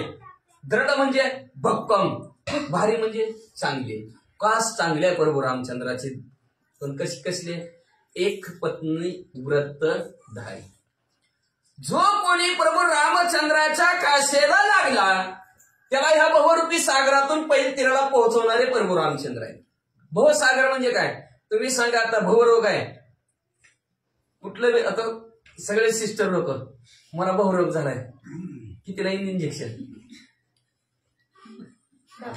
डॉक्टरचा बाप न बाप आज आपण झाला तरी त्याला भवरोग इंजेक्शन देणार नाही. येईल काय भवरोगाचं इंजेक्शन द्या म्हणलं मला इंजेक्शन भवरोग भाऊ म्हणजे काय जन्म मरण. त्या जन्म मरणाचं इंजेक्शन द्या म्हणलं देणार का ती म्हणजे मरायचं देतो बाबा. जन्मायचं ना 1 सेकंद पण मरायचं देईन की नाही. इंजेक्शन दिलं असतं का नसतं माहित नाही. जाऊ दे ती उगत नको नाही तर पुन्हा म्हणते मरायचं इंजेक्शन असते का देते का. हा जन्म आणि मरणातून काय भवरूपी सागरातून पैल तीराला पोहोचवणारं कोण आहे तर प्रभू रामचंद्राची कास आहे दृढ. आता तुम्ही म्हणतो काशीला कसं धरायचं का प्रभू रामचंद्र काशीला नाही. बहुनी काशी शिलावे ती काय म्हणावे त्या मूर्खाशी. काशीची म्हणजे शांतीला लावते काय म्हणायचं त्या मूर्खाला. बोल लक्षात ठेवा दगडाचा गुणधर्म आहे आपण बुडतो आणि दुसऱ्याला बी बुडवतो. पण प्रभू रामचंद्राचं नामस्मरण केलं प्रभू रामचंद्राच्या काशीला सुद्धा तरतो. एवढी कास भारी आहे प्रभू रामचंद्राची. पण आपण कुणाच्या संगतीला लागतो आणि कुणाच्या पंक्तीला बसतो. म्हणून प्रभू रामचंद्राची असणारी दृढ भारी कास आहे. जो कोणी काशीला लागला प्रभू रामचंद्राच्या, जो कोणी प्रभू रामचंद्राच्या नादाला लागला, जो कोणी प्रभू रामचंद्राचं चिंतन करतो, तर या बहुरूपी सागरातून असणारा पहिलीला पोहोचल्याशिवाय राहतच नाही. अशा प्रकारची दृढ प्रभू रामचंद्राची कास आहे म्हणतात. श्रीरामाकडे सगळा भक्तिभावार्थ कटी मेखला, क्षुद्र घंटिका ज्वाळमाळा झाल्या सकळा रिद्धी सिद्धी. आता प्रभू रामचंद्र आकळायचा. आकळायचं म्हणजे आपलंसं करायचं. देव आपलंसं करायचं म्हणलं तर कसं करावं लागतं? पोरं जरी आपलंसं करायला म्हणायचं म्हणलं तर त्यांना सारखं आकळावं लागतं, अंजारावं लागतं, गोंजारावं लागतं, प्रेमाने बोलावं लागतं, श्रद्धा त्याच्यावर ठेवावं लागते, भाव ठेवावं लागतं, विश्वास सुद्धा ठेवावं लागतं. माती खाऊ नको म्हणलं तर खात नाही, पप्प्या माझा भारी आहे, अंजारावं लागतं, गोंजरावं लागतं. आपलंसं बाळ करायचं म्हणलं तरी तसं प्रभू रामचंद्राला आपलंसं करायचं म्हणलं तर एकच लागतं, भाव. भाव बळे, भावरूपी बळ आहे, ताकद आहे. भाव बळे आकळे एरविना करतळे, करतळे तैसा हरी. तुम्ही असणारा भावरूपी असणारा ताकद त्याला दाखवा. तुम्ही जेवढा जसा भाव तसा देव आहे. देव काय बाजारचा भाजीपाला नाही. भाव म्हणजे 10-10 रुपये द्या देव येणार आहे का? मग श्रीमंताच्या घरी, अंबानीच्या घरी राहिला असतात. आता तुला लाईट बिल त्या अंदानी निघाला नवीनच. पहिला अंबानी होता, आता अंदानी निघाला. त्याच्या घरी राहिला असतो देव. आपल्या इथं आला असता का? आलाच नसता. पण असणारा तो जो काय भाव आहे तो भाव का भुकेला, भावाचा भुकेला असणारा देव आहे. भाऊ का भुकेला देव आहे. म्हणून असणारा भगवंत आकळायचा असेल तर भाव लागतो आणि त्या भावाने देव आकळला जातो. नाहीतर आणि तेच असणारा भाव भक्तिरूपी, भाव आणि भक्तिरूपी असणारी करदुड आहे. आणि त्या करदुडीने असणारा भगवंताला तुम्ही आकळलेला आहे, बांधलेला आहे. नाहीतर आकळतो का देव? आकळलाच जात नाही. मग त्या असणाऱ्या करदुड्याला पुन्हा असणाऱ्या लहान लहान घुमरा येते असणार वाजावं म्हणून. त्याला काय अडकल्यात? रिद्धी आणि सिद्धी. का तर सिद्धी लावी वेळे पिशे. वेळ आणि पिसं लावल्याशिवाय लोकांना राहतच नाही ते सिद्धी. का? सिद्धी प्राप्त झाली की पुढचं परब्रह्म्याला भेटायचं असतं, देवाला भेटायचं असतं, ते राहून जातं. अंगात आलेले माणसं त्याला एक प्रकारची सिद्धीच प्राप्त झालेली असते म्हणायचं. बघा त्यांना लगेच कळतं. सिद्धी प्राप्त झालेल्या लोकांना कळत असतं. पण कळलं की ती काय करतात? तेवढ्या देवाऱ्या पडतात. लक्षात ठेवा, हे जाग लागलं ते लागलं. त्यांचं ध्येय काय? देवाला भेटायचं. सिद्धी प्राप्त झाल्यानंतर देवाला भेटायचं असतं. लक्ष करायला पाहिजे त्यांनी. ते लक्ष तिकडे जातच नाही, लक्ष परपंचाकडे जातं. त्याच्यामुळे ते दुःख राहतं. देव अंगात येते तरी कसं काय दुःख? कसं काय दुःख म्हणजे तुमच्याकडून देवाचं व्यवस्थित होतच नाही, त्याच्यामुळे दुःख. नाही तुम्ही सांगा देव अंगात आले म्हणून देव माणूसच झाला की पडा पाया, सगळी पाया सगळी पाया पडते ती देव आहे म्हणलं. मग तरी का दुःख त्या घराला? का दुःख? तर असणारं व्यवस्थित त्याचं असणारं सिद्धीमध्ये अडकलं जातात. ते असणारं परिपूर्ण असणारं त्या भगवंताची ती देवीची आराधना असेल तर देवीपर्यंत पोहोचलं पाहिजे. म्हणून असणारं ते सिद्धीनं जेव्हा प्रभू रामचंद्राच्या काशीकडे बघितलं, जेव्हा त्या प्रभू रामचंद्राच्या करदुड्याला येऊन बसल्या आणि त्या रिद्धी सिद्धीने सुद्धा खाली मना घातली. आपल्यापेक्षा श्रेष्ठ प्रब्रह्म प्रभू रामचंद्र आहे. आपल्यापेक्षा कास भारी प्रभू रामचंद्राचे आहे. जो कोणी प्रभू रामचंद्राच्या काशाला लागला तो आपल्या रिद्धी सिद्धी ज्यांनी प्राप्त करून घेतली त्याच्यापेक्षा भारी आहे. नंतर सिद्धी एखाद्याला जर प्राप्त झाली त्याचं जर खरं व्हायला लागलं, त्याचं जर खरं झालं, घरी आल्याबरोबर बायकोवर असणारा प्रयोग करू म्हणला आपल्याला सिद्धी बरोबर झाली का? बायकोवर प्रयोग केला, बायको सोन्याची पॅच झाली, सोन्याची बायको. खायचं राहिलं, प्यायचं राहिलं, सगळं राहिलं का नाही कार्यक्रम. म्हणून असणारे सिद्धी सुद्धा असणाऱ्या भुलवलेल्या आहेत त्या, वेळ लावणाऱ्या आहेत त्या. म्हणून सिद्धीच्या नादी नाही राहिलेलं बरं. आणि अशा ह्या सिद्धी असणाऱ्या प्रभू रामचंद्राच्या जवळ गेल्या. आम्हाला घ्या, आम्हाला घ्या म्हणलं. नको प्रभू रामचंद्र, तुम्ही येणं करून ठेवचाल आमच्याला साधा खांदा. म्हणून ती खाली मुंडकं घातलं त्याने. खाली घातलं म्हणजे अपमान झाल्यासारखं असतं का नाही? आपण ज्या एखाद्याचा नाही स्वीकार केला तर ती खाली मान घालतं, नीट निघून जातं. तशा असणाऱ्या रिद्धी सिद्धी ना त्या असणाऱ्या करदुड्याच्या असणाऱ्या जवळ आल्या पण खाली मान घालून राहिल्या. सूक्ष्म मध्याची रचना अभिमान होता पंचानना, श्रीराम मध्या देखोनी नयना लाजोनी राणा तो गेला. आता त्याच्यानंतर असणाऱ्या प्रभू रामचंद्राच्या कमरेकडे हनुमंतराने बघितलं, सीता माऊलीला सांगितलं काय आमच्या प्रभू रामचंद्राची पतली कमर आहे. काय कमर एवढी सूक्ष्म आहे, एवढी सूक्ष्म आहे. पूर्वी म्हणलं असणाऱ्या त्या सिंहाला अभिमान होता. सिंह बघा चित्रातला पूर्ण मोठा असतो, कमरेला बारकन परत मोठा.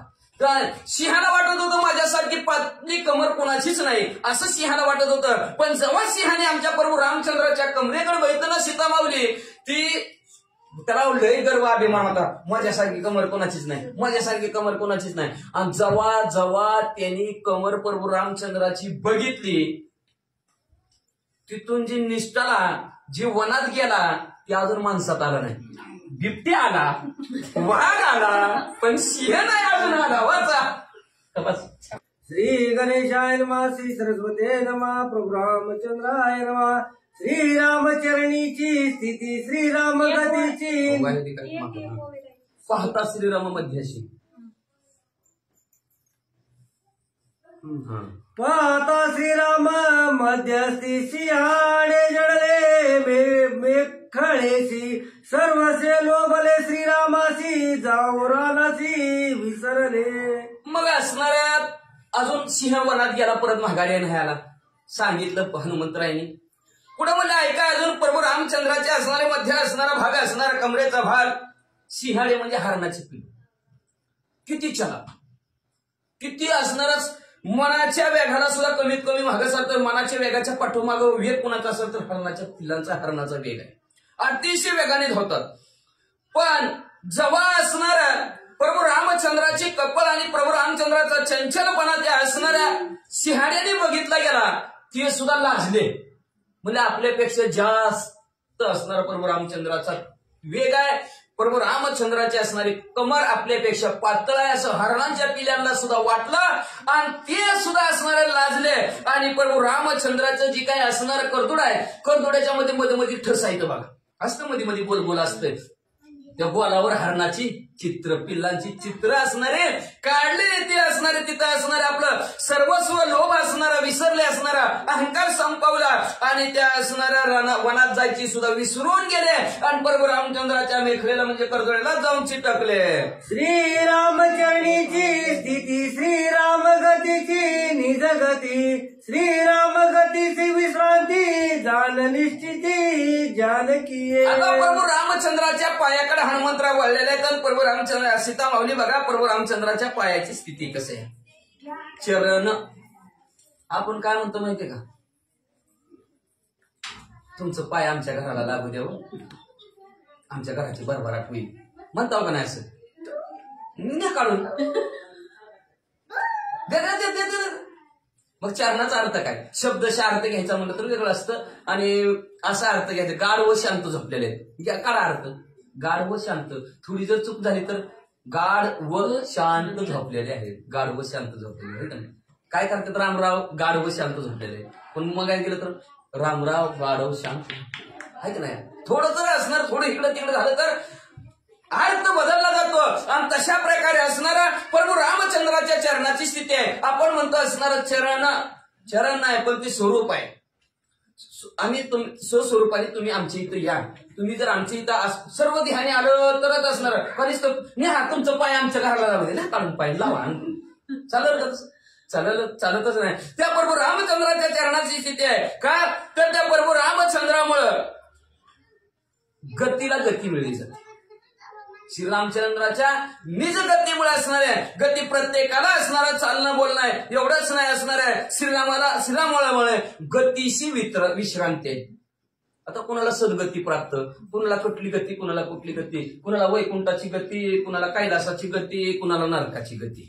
पण जो प्रभू रामचंद्राचं नामस्मरण करतो, चिंतन करतो, प्रभू रामचंद्राच्या कासेला लागला, त्याला सद्गतीच प्राप्त होती. जो प्रभू रामचंद्राच्या चरणाला लागला, आचरण वागणूक एकपत्न व्रत धारी असं जर आचरण असेल, त्या स्थिती जर साधक असेल, त्या साधकाला सद्गती प्राप्त होती. स्वतःची सुद्धा गती वैकुंठ भुवनी घर केले हे सुद्धा कमी पडतं. स्वतःची गती प्रभू रामचंद्र देतात. आपणासारखी करते तात्काळ नाही काळ वेळ तया लागी. स्वतः असणारं स्वस्वरूप सलोपता, समीपता, स्वरूपता आणि सायुज्यता, चार मुक्ती आहेत. चारही मुक्तीच्या पलीकडे असणारा मुक्ती भगवंत देतात. एवढ्या ताकद असणाऱ्या त्यांच्या चरणाच्या चाली. शिला होती मनुष्य झाले, दगडाला सुद्धा माणूस बनवण्याची असणारी ताकद त्यांच्या चरणाच्या धुळीतले. म्हणून गतीला निजगती कुठली असेल तर प्रभू रामचंद्राच्या चरणाचे असे अहिल्याचा उद्धार केलेला प्रभू रामचंद्राच्या असणाऱ्या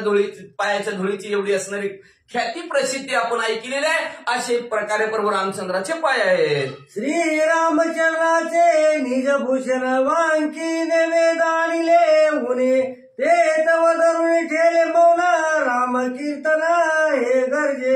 प्रभू रामचंद्राच्या चरणाचं जे काय भूषण आहे ते असणाऱ्या वाक्य आहेत. चरणाला बघा, आपण जर आपल्या पायाला चांगलं दिसावं म्हणून पोराला वाळ घालतो का नाही, वाकी म्हणजे वाळ, त्याला शास्त्रात आपलं अपशब्द होत असतं, आहे का नाही. गंगाजळ तर गंगाळ, तसं वाक्या आता निवळ वाळ झालं, ती शब्दभ्रंश झाला त्याचा. तशा प्रकारे वाक्य असणाऱ्या प्रभू रामचंद्राच्या पायात आहे भूषण म्हणून, चांगलं दिसावं म्हणून. पण ते भूषण काय, वेदाला सुद्धा ऊन आणलं त्यांनी. वेद या गाती श्रुती म्हणती नेती नेती. वेद ज्या असणाऱ्या भगवंताचं वर्णन करतो त्याच्यापेक्षा कितीतरी हजार पटीनं असणार भगवंताच्या पायातलं तोडं भगवंताच्या गुणाचं वर्णन करतात, नाम संकीर्तन राम कीर्तन करतात. ते वेद सुद्धा असणारे गप्प बसले, आम्हाला सुद्धा थांग पत्ता कळत नाही प्रभू रामचंद्राच्या नामस्मरणाच्या चिंतनाचा. पण ती वाक्य असणाऱ्या असं प्रभू रामचंद्राचं चिंतन करू लागल्या आणि अशा गर्जना करू लागल्या. त्याच्यामुळं काय झालं ऐका, चौवाच्या परस्पर चरणी गरजे तोड श्रीराम पद्मचिन मात्र श्रीरामचंद्र परब्रह्म. ऐका, सीतामावली असणाऱ्या 4 वाच्या आहेत, परा पश्यंती मध्यमा आणि वैखरी. परा पश्यंती मध्यमा आणि वैखरी, मुखातनं जी बाहेर पडते त्याला वैखरी म्हणतात. परा म्हणजे असणारं ही देवीच्या देटापासून बोन पुंडलिक म्हणे जावा की असं माणसं म्हणते का नाही, त्याला परा म्हणतात. पण परेच्या पलीकडे राहू निरंतर, परेच्या पलीकडची असणारी भाषा त्याला 5वी अनिर्वाच्या भाषा म्हणतात. खुनवा खुनवीची त्याला भाषा म्हणतात, त्या अनिर्वाची असणार. परत हनुमंतराया येणार आहेत, हनुमंतरायाला सावध करताना कुठली वाचा त्याला अनिर्वाच्या म्हणतात. असं 4ही भाषेच्या पलीकडचं असणार तोडर गर्जना करतात प्रभू रामचंद्राच्या कीर्तनाचं. म्हणून असणाऱ्या प्रभू रामचंद्राचं जी काय पद आहे किंवा जी काय पाय आहे ज्ञान स्वरूप आहेत. म्हणून तर वाक्य तिथं येऊन आलेले आहेत. प्रभू रामचंद्राचं नामस्मरण करतात म्हणले. एवढंच नाही तर प्रभू रामचंद्र परब्रह्म आहेत सीतामाऊली. पाहायला गेलं तर तुझं सगुण मनुक निर्गुण तू एकच रे गोविंद. निर्गुणातनं पाहायला गेलं तर प्रभू रामचंद्र परेच्या पलीकडचं ब्रह्म आहे. पराभाषेने सुद्धा असं दिसतात, असं आहेत, असं सांगताच येत नाहीत. प्रभू रामचंद्र परब्रह्म आहेत असं सीतामाऊलीला हनुमंतराय सांगू लागले. लक्षित श्रीरामाचे ठाण त्याची टेंगले गगन पाहता श्रीरामाचे मन पडिले मौन सुतीशास्त्र. आता म्हणले प्रभू रामचंद्राची उंची जर सांगायचं म्हणले, शरीर इतकी ताकद कशी आहे शरीराने, किती उंच आहे तर किती बुटके आहेत, उंची किती, लांबी किती, रुंदी किती जर सांगायचं म्हणलं, लक्षात जर आणायचं म्हणलं प्रभू रामचंद्राचं तर तो का आकाश आहे एवढा, अणु रेणू या तोकाडा. पाहायला गेलं तर आकाश आहे एवढे आणि दिसाचं नाही म्हणतो अणु केवढा असं म्हणतात. ते आता तुम्ही सगळे शास्त्रज्ञ असल्यामुळे सूक्ष्मदृष्टीनं सूक्ष्मदर्शकाने दिसत असतो अणु, पण रेणू त्याच्यापेक्षा कमी, पण रेणूपेक्षा कमी असते. अणु रेणू या तोकडा, अणु रेणूपेक्षा अतिशय सूक्ष्म. ते बघा दरवाज्यातनं जर आलं एका आपल्याला ती धुळीचं पण दिसते त्याला अणु म्हणतात. त्याच्यावर बारका रेणू असतो आणि पुन्हा त्याच्यावर बारका असं सूक्ष्म असणार आहे. पाहायला गेलं तर आकाश सुद्धा ठेंगणं होईल म्हणजे, आणि पाहायला गेलं तर अतिशय सूक्ष्म असणाऱ्या प्रभू रामचंद्र आहेत म्हणजे. श्रुतीशाही शास्त्र 18 पुराण 4 वेद सुद्धा गप्प बसले एवढं असणार प्रभू रामचंद्राचं ठाण मान आहे. सीतामाऊलीला सांगू लागले. पाहता श्रीरामाचे गुण सगुण दिसत आहे गुण श्रीरामे हरले त्रिगुण निज निर्गुण. आता प्रभू रामचंद्राचं ठाण शरीर गोष्टी सांगितले. पाहायला गेलं तर आकाश एवढे, पाहायला गेलं तर अतिशय सूक्ष्म आहेत प्रभू रामचंद्र. पण प्रभू रामचंद्राच्या असणाऱ्या गुणाकडे जर कुठल्या गुणात आहे सांगायचं पण किती गुणी आहे, किती गुण आहे, किती गुण उतरले, 36 गुण उतरले. नेमकं एक कमी असला तर काय का नाही, एक जर कोण कमी असला तर काय उपयोग. लग्न जमलं म्हणजे 36 गुणी नवरदेव आहे म्हणजे, पण एक गुण कमी आहे. कुठंच नवरीला नवरदेव भेटाना. राजा म्हणला असू दे, एक गुण का कमी असाना. 35 तर 35, 36 वा नाका का नसाना, पण ती म्हणजे असले कसं का असाना, म्हणून जमलं लग्न, चालू केले, वरात वाजत आणली, पण ती नवरदेव नाचायच लागला वरातीमध्ये, घोड्यावर खाली उतरला, नाचायच लागला. आणि त्याला राजाने सांगितलं, अहो सांगा की त्या नवरदेवाला म्हणजे असणार घोड्यावर बसा, लवकर लवकर या. राजाने सांगितलं, पण काय सांगितलं म्हणले, नवरदेव म्हणले 35 गुण आहे, पण 36 वा 1 गुण कमी आहे म्हणले. काय गुण कमी आहे, ती दुसऱ्याचं ऐकत नाही. काय करा तेवढे 35 गुण असून काय उपयोग आहे, एकच गुणाने कमी आहे. कसं असणार आमच्या प्रभू रामचंद्र पाहिला गेलं तर सगुण आहे, सर्व गुणांनी युक्त आहे. षडगुण ऐश्वर्य संपन्न असणारे आमचे प्रभू रामचंद्र आहेत. षडगुण ऐश्वर्य संपन्न, या नाव भगवंत. षडगुण ऐश्वर्य संपन्न आहेत म्हणून तर भगवंत आहेत म्हणले असणार. पण असणारे पाहायला गेलं तर, दिसायला गेलं तर अगुण, गुणी बी नाही त्यांना. रंग नाही, रूप नाही, नाही वर्णछाया. सगुणात आला नावा रूपा, तुकामध्ये झाला सोपा. नावाला आलं, रूपाला आलं, गुणात आलं म्हणून सोपं झालं. पण पाहायला गेलं तर त्यांना गुणच नाही, निर्गुणात. पण सगुणी भजता निर्गुणी पावलं. बघा सगुण असणारा असं जर नामस्मरण करणार, मूर्ती समोर ठेवली, श्रीराम जय राम जय जय राम, श्रीराम जय राम जय जय राम म्हणलं, एखादं आलं आणि मूर्ती घेऊन गेलं, पण ह्याचं ध्यान चालूच आहे. मग सगुणी भजता निर्गुणी पावलं. सगुण जरी मूर्ती समोर गेली पण ह्याचं ध्यान चालूच आहे. मग मूर्ती नाही म्हणल्यावर तर निर्गुणाचं तरी ध्यान चालू असतं की. तसं असणारा पाहायला गेला तर देव रंगारी रंगारी आणि तिन्ही गुणांचा नाश करी. रजगुणी विनायक, सत्वगुणी विनायक आणि तमगुणी विनायक, तिन्ही गुणाच्या पलीकडचे आमचे प्रभू रामचंद्र आहेत. असं असणार त्रिगुणाच्याही पलीकडचे असणारे आमचे प्रभू रामचंद्र आहेत. सीता माऊलीला सांगू लागले, लक्षित श्रीराम लक्ष्मण जो लक्षितो विचक्षण, लक्ष लक्ष विलक्षण, लक्षण लक्षण त्या नाही. पाहिला गेला आमच्या प्रभू रामचंद्र आणि लक्ष म्हणजे काय, तर विचक्षण म्हणजे अतिशय हुशारीनं लक्ष द्यावं लागलं, तेव्हा लक्षात येतं. काय का नाही, व्यवस्थित लक्ष देऊन मूर्तीकडे बघितलं तर, आता किती दिवस जरी आपण जरी मूर्ती एक माणसं आंघोळ घालते ती रोज, गण लावते ती, पण मूर्ती तर नेमकं त्यांना अजून कटलं काही आहे. आता म्हणते नुसतं इथं असं 2 असणाऱ्या लाख आहे तेव्हा कुणाची येत्या, विचक बुद्धी पाहिजे का नाही, कुणाची येत्या त्या भरपूर ऋषीने मारलेल्या राहतात. श्री भक्तवत्सलांचे चिन्ह आहे. ही नुसतं रोज आंघोळ घालायचं गण लावायचं काय उपयोग आहे. भगवंत असणाऱ्या त्याच्या लक्षणं, त्याची लक्षणं लक्षात आणली पाहिजे. पण पाहायला गेलं लक्षण विचक्षण जो कोण आहे तोच लक्षात आणतो. आमचे प्रभू रामचंद्र असे आहेत, आमचे लक्ष्मी म्हणजे तसेच आहेत. लक्षात नाही आणलं तर येणारच नाही. तसे असणारे प्रभू रामचंद्र लक्षाच्याही पलीकडचे.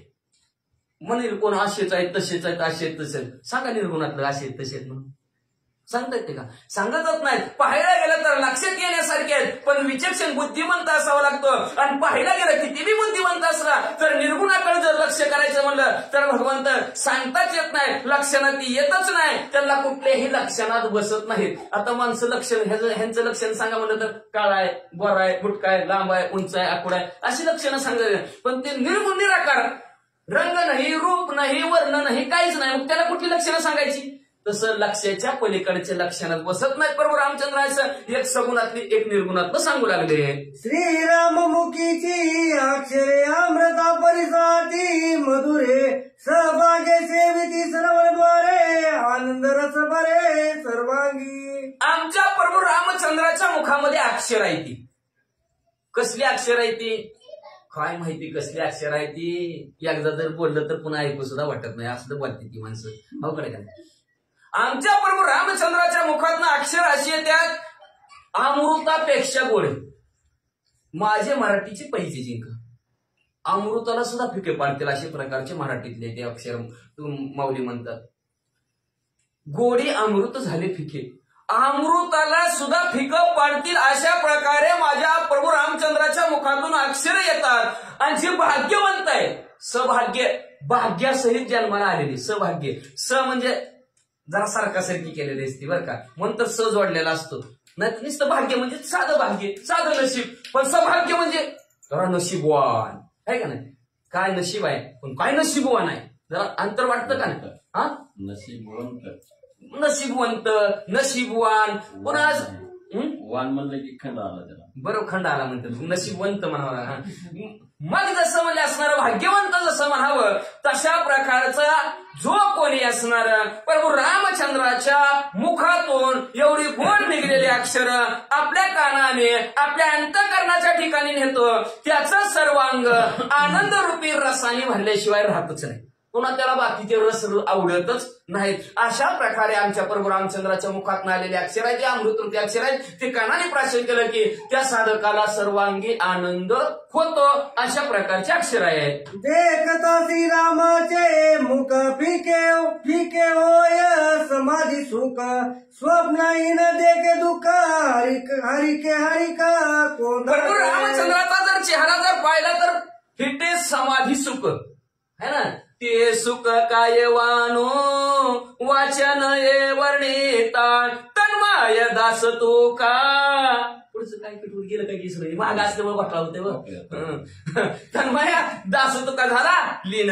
अशा प्रकारचं ते सुख काय वानो, म्हणून सर्व सुखाचे आगर बाप रुक्मा देवीवर, सर्व सुखाचे आगार मने नरहरी सोनार. सर्व सुख साधकाला कुठं प्राप्त होत असेल तर भगवंताचा चेहरा पाहिलं, म्हणून रूप पाहता लोचनी सुख झाले व सुखच होतं. ते प्रभू रामचंद्राचा चेहरा पाहिल्याबरोबर हरिके हरक कोण दाटे एवढा आनंद होतो, एवढा आनंद होतो, एवढा आनंद होतो की तिथं समाधी सुख सुद्धा फिकाय.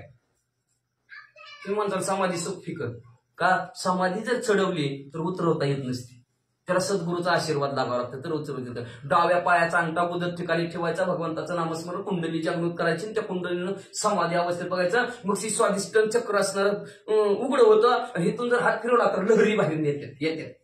त्या अम्मा भगवान का काहीतरी होतं का, ती कुंडलीने असणारी जागृत करत होती समाधी अवस्थेत जाऊन. पण ती जर भगवंताची असणारी जर गुरुच्या आशीर्वाद असला, उतरवायची कशी कळलं पाहिजे, नाहीतर समाधीत गेला ती जातेच पुन्हा, उतरवता नाही आली तर मंत्र माणसं म्हणतो का समाधी जिवंत समाधी, जिवंत ती समाधी तशी लावून घेते ती, नाहीतर किती गुदमरून मरण किमान ही समाधी अशी लावून घेते ती. आणि ते समाधीमध्ये जी काही सुख आहे ते सुख सुद्धा फिकं पडेल. एवढं असणारा प्रभू रामचंद्राचा असणारा मुख चेहरा आहे म्हणले, एवढाच नाही म्हणले असणारा त्याच जे साधक असणार चेहरा पाहिजे त्याला स्वप्नात सुद्धा दुःख होणार नाही. का, तो स्वप्न चांगलं दिवसभर चांगलं बघितलं की स्वप्नात बी चांगलं. कालच आपण बघितलंय सीतामाऊलीचं स्वप्नात सुद्धा, मी स्वप्नात एका जागी आहे हनुमंतरायने रामायण सांगितलेलं. तसं दिवसभर चांगलं बघितलं, आनंदच बघितलं तर स्वप्नात बी आनंद येणार आहे, दिवसभर दुःख बघितलं की दुःखच स्वप्नात सुद्धा येणार आहे, पुन्हा उठून इकडं तिकडं फिरन.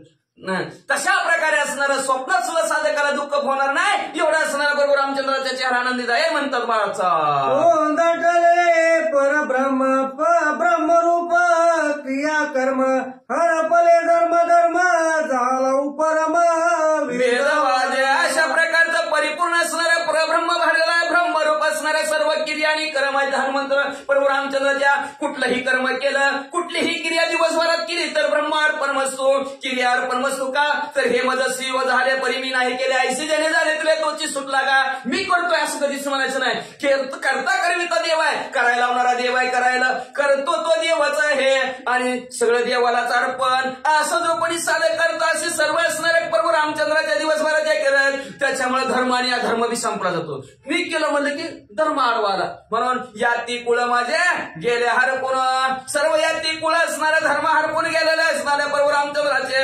आणि अशा प्रकारचे असणारं वेदाला सुद्धा फार पत्ता कळला नाही प्रभू रामचंद्राचा धर्म. ह्या धर्मातले असा धर्म करतात की ब्रह्मरूपी असणारे प्रभू रामचंद्र परिपूर्ण भरलेले आहेत, त्याच्यामुळे त्याला क्रिया कर्म करायची गरज नाही. पण लौकिकार्थ मनुष्य जन्माला आल्यानंतर करायचं काय, का तर हे प्रभू रामचंद्राने देव आहेत, पण नाटकात पुरुषाचा असणारा पार्ट घेतलेला त्यांनी, त्याच्यामुळे ह्या पुरुषाचं जगाला दाखवावं त्यांना लागणार आहे. त्याच्यासाठी नटनाट्य म्हणून प्रभू रामचंद्र करत आहेत. पण पाहिलं गेलं तर प्रभू रामचंद्राला क्रियाक्रम असला 14 वर्षाचा वनवास, आणि सीतामाऊलीला हे आणून द्यायचं ते आणून द्यायचं असली काही करायची गरज नाही. हनुमंतराय म्हणतात तैशाची सौमित्र निज सका दोघा भिन्नत्व देखा भिन्न अवंका दिसत आहे. अशा प्रकारे जसे प्रभू रामचंद्र आहेत तसेच असणारा त्यांचा सखा असणारा लक्ष्मी म्हणजे दोघांमध्ये पाहायला गेलं तर थोडस भिन्नता आहे, थोडीशी भिन्नता आहे, वेगवेगळेपणा. का अवंका वेगळा, लक्ष्मणजी रागीट आहेत, प्रभू रामचंद्र शांत आहेत, एक रागीट आणि एक शांत आहे म्हणून व्यवस्थित आहे. मग म्हणले पण आव्हान काय असणारे वेगवेगळे असणार, म्हणजे लक्ष म्हणजे रागीट असलेला बरोबर रामचंद्र शांत आहेत, एवढा दोघात फिरा काय नाही तर भिन्नताच नाही म्हणले वाचा. गालोलिया लोटांगण तुझ कुशल कल्याण सोय पुषे लक्ष्मण पुषे कल्याण श्रीराम. मग अशा प्रकारे सांगितलं आणि सीता माऊलीला लोटांगण हनुमंतराने घातलं आणि म्हणू लागलेले आहेत. प्रभू रामचंद्राने विचारलं कुशल असणारे काय सुखी आहेत का? प्रभू रामचंद्र लक्ष्मी म्हणजे असणारे सुखी आहेत का असं विचारलं. ऐसे हनुमंते सांगता तटस्थ केली श्रीराम कांता आपला विसरे सीता हनुमंता. अशा प्रकारे हनुमंतराने सांगितलं आणि श्रीराम कांता तटस्थच. कसली वर्णा ते 47 तासभर लावला ह्यांनी झोपलेलं बरं. म्हणून म्हणजे असणाऱ्या सीता मावली असणाऱ्या तटात आपण आपले आपण आपलं विसरलो का नाही? पुतीला बसलोय का घरात बसलो विसरलो, लागलो हाणायला ढुकल्या. त्याला म्हणायचं आपण विसरलो, कुठं बसलो ह्याला म्हणायचं. सीता मावली आपल्याला विसरून गेल्या आणि का हनुमंतरायाच्या बोललेली आमच्या बोलल्याने डुकले हाणायला लागल्या. आणि हनुमंतरायाच्या असणाऱ्या बोलल्याने सीता मावली मी कोण आहे हे विसरून गेल्या का ब्रह्मरूप अवस्था सीता मावलीची झाली म्हणतात वाचा. श्री गणेशाय नमः. श्री प्रभू रामचंद्राय नमः. हनुमंत बोलांत अवघाची आणिला रघुनाथ तेने सीतेचा मनोरथ सदोदी. अशा हनुमंतराय बोलले की सीता माऊलीला वाटलं माझं मालकच आणले. एवढा आनंद सीता माऊलीला झाला जणू काय प्रभू रामचंद्राचं बोलण्यात आल्यात. आपण त्या माणसं कोणाला तरी विचारत नाही की माणूस कसं काय असा म्हणजे आपल्या डोळ्यासमोर त्याचं चित्र उभारतं. चित्र उभारलं की आपण आनंदित होतो. वा चुकलेला माणूस सापडल्यानंतर असाच आहे हो आमचं बाळ असंच आहे, किती आनंद आयला होतं. तसा आनंद सर्वांगाच्या ठिकाणी सीता माऊलीला झाला वाचा. हर्षण माये पोटी संतोषाच्या पोटी तेने सुखे सीता गोरटी घातली मिठी हनुमंत. लक्ष देऊन ववी ऐकायची आजची पुन्हा उद्याच्याला बी ऐकायची बरं का, ही ववी लक्षात ठेवायची. हरिसेन माये पोटी सीतेची संतोषीची कोटी तेने सुखी सीता गोरटी घातली मिठी हनुमंता, ही ववी बरं का. एवढा आनंद झाला. आनंदाच्या भरात सीता माऊलीला आपण कोण आहे हे असणारे विसरून गेल्या. पडदिशी उठल्या कोटीपटी झालेला आनंद, त्या आनंदाच्या भरात हनुमंतरायाला मिठीच घातली. वानरवधे मनुष्यवाणी राम कथा त्याचे जे कथेच्या श्रवणी भवबंधनी असणारा वानर असून असणारं मनुष्याची वाणी बोलतात. बरोबर रामचंद्राची कथा जी असणाऱ्या भवरूपी सागरातून पहिली तिला पोहोचवती अशी रामकथा सांगितली. आनंद वाटला. एकता वानराच्या गोष्टी सत्य श्रीरामाशी झाली सोनिया दुःख कोटी ओतली सृष्टी. वानराच्या मुखातून ऐकलेली प्रभू रामचंद्राची कथा जणू काय माझी आणि प्रभू रामचंद्राची भेट झाली की काय असं सीता माऊलीला वाटलं. कोटी दुःख राजा रामाच्या हित संपलं, अतिशय आनंद झाला. हर्षाची लवलाया स्वानंदे परसोनी भाया अलिंगले कपिराया जैविका माया. एवढा आनंद झाला. त्या आनंदाच्या भरामध्ये असणाऱ्या आनंदाने आपला हात सीता माऊलीनं पसरला आणि बाळाला जसं असणारं कडकडून आईनं मिठी मारावी तशी हनुमंतरायाला मिठी मारली.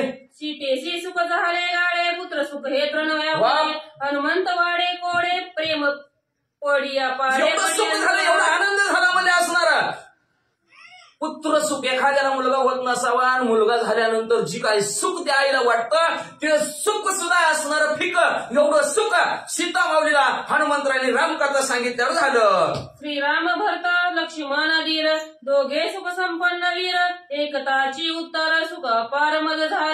मग अशी हनुमंतरायाने सांगितलं लक्ष्मणजी सुखी आहेत, प्रभू रामचंद्र सुखी आहेत, सीता माऊली म्हणले दोघं बी सुखी आहेत. ऐकल्यानंतर मला अतिशय आनंद झाला म्हणतात. राम स्वरूपाची कथा जे वदलासी हनुमंता तेने सुखे ब्रह्मसायुज्यता न एक. प्रभू रामचंद्राच्या स्वरूपाचे आहेत. प्रभू रामचंद्र स्वरूप म्हणजे आहेत प्रभू रामचंद्र असं तुम्ही मला सांगितलं बरोबर. हनुमंतराय एवढा आनंद त्या सुखापुढे ब्रह्मसुख सुद्धा फिक आहे, सायुज्य मुक्ती सुद्धा फिके आहे. सगळे असणारे त्याची कुणाची तुलना करायची म्हणलं तर ह्या रामकथेपुढे तुलना करता येत नाही. श्रीरामकथा अनुवादोनी तू मज केले सुख संपन्न तुझं मी वदेन वरदान सावधान अवधान. ऐका हनुमंतराय तुम्ही मला असणारी आज रामकथा सांगितली त्या रामकथाच्या उपकारार्थ मी म्हणले असणारा तुम्हाला आशीर्वाद देते. काय आशीर्वाद देते पुढचा नंबर. हनुमंत होई चिरंजीवी तेही जीवन व ज्ञान भुवनी नित्य नवे सुख संभावी श्रीराम पदवी वैभवे.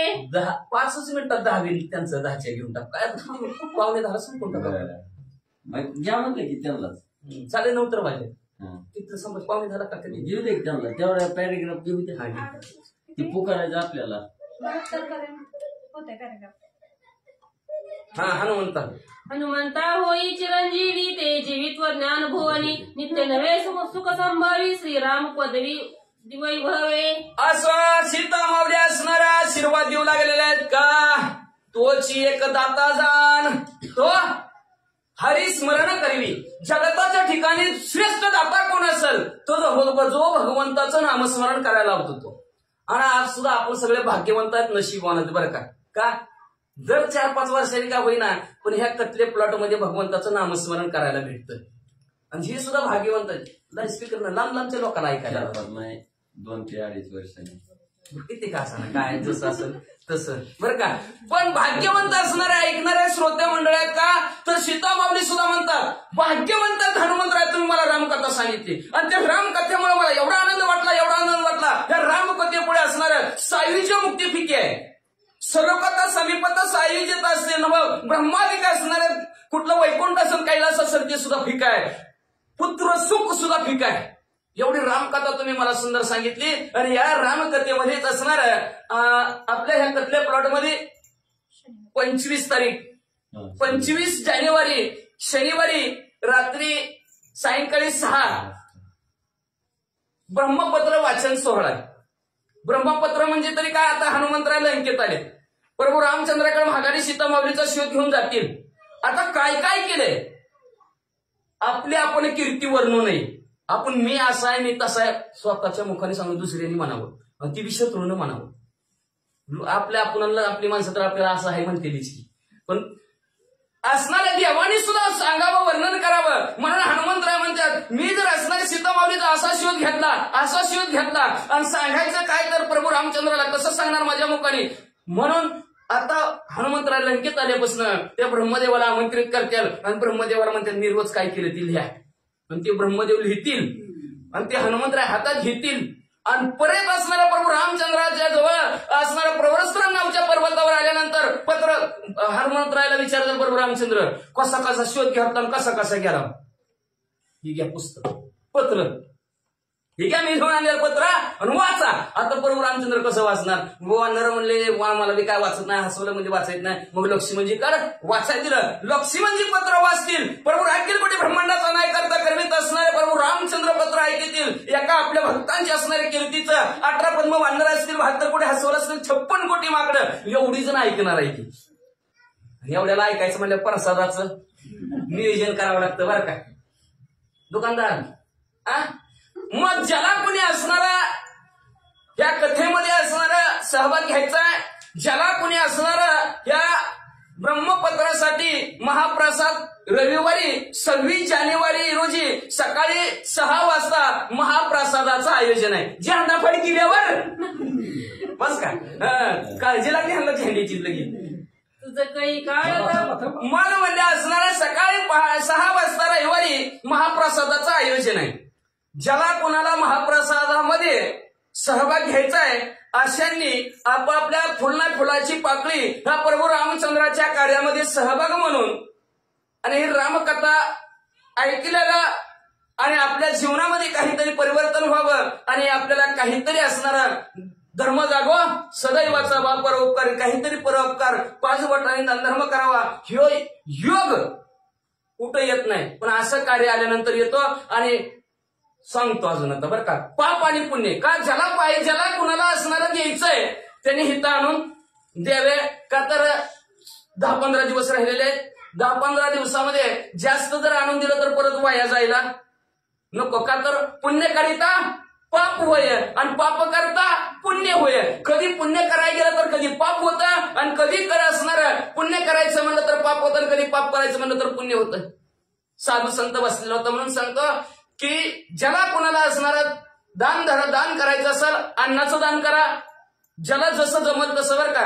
इथं ज्ञानदान तर ही मोहिते पार्टी रोजच तुम्हाला करतात. त्यांचं काय असणार नाही. ज्ञानदान ते करतात. कुणाला अन्नदान करायचं असेल तर अन्नदान करू शकता. कुणाला असणारं धान्यदान करायचं असेल तर धान्यदान करू शकता.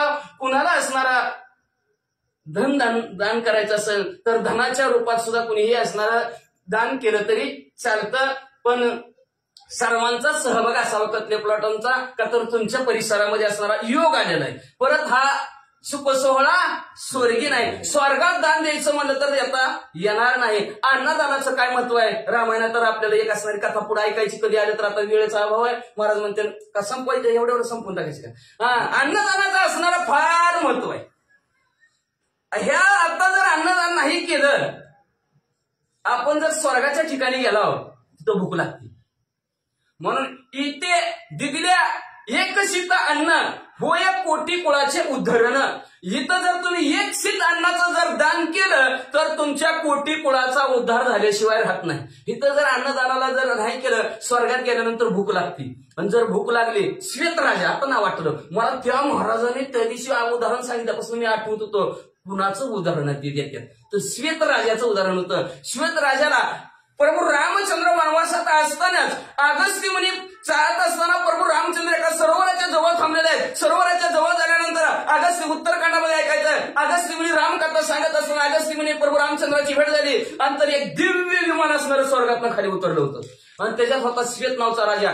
स्वर्गात हंसयुक्त विमान खाली उतरलं होतं आणि तो श्वेत राजा खाली पाण्यात नासा खाली उतरला, समुद्राजवळ यायचा आणि त्या समुद्राच्या कटेला प्रेत होतं आणि ती खाली उतरायचा, दिव्य विमानात उतरायचा आणि त्या प्रेताचं थोडं मांस खायचा आणि परत जायचा.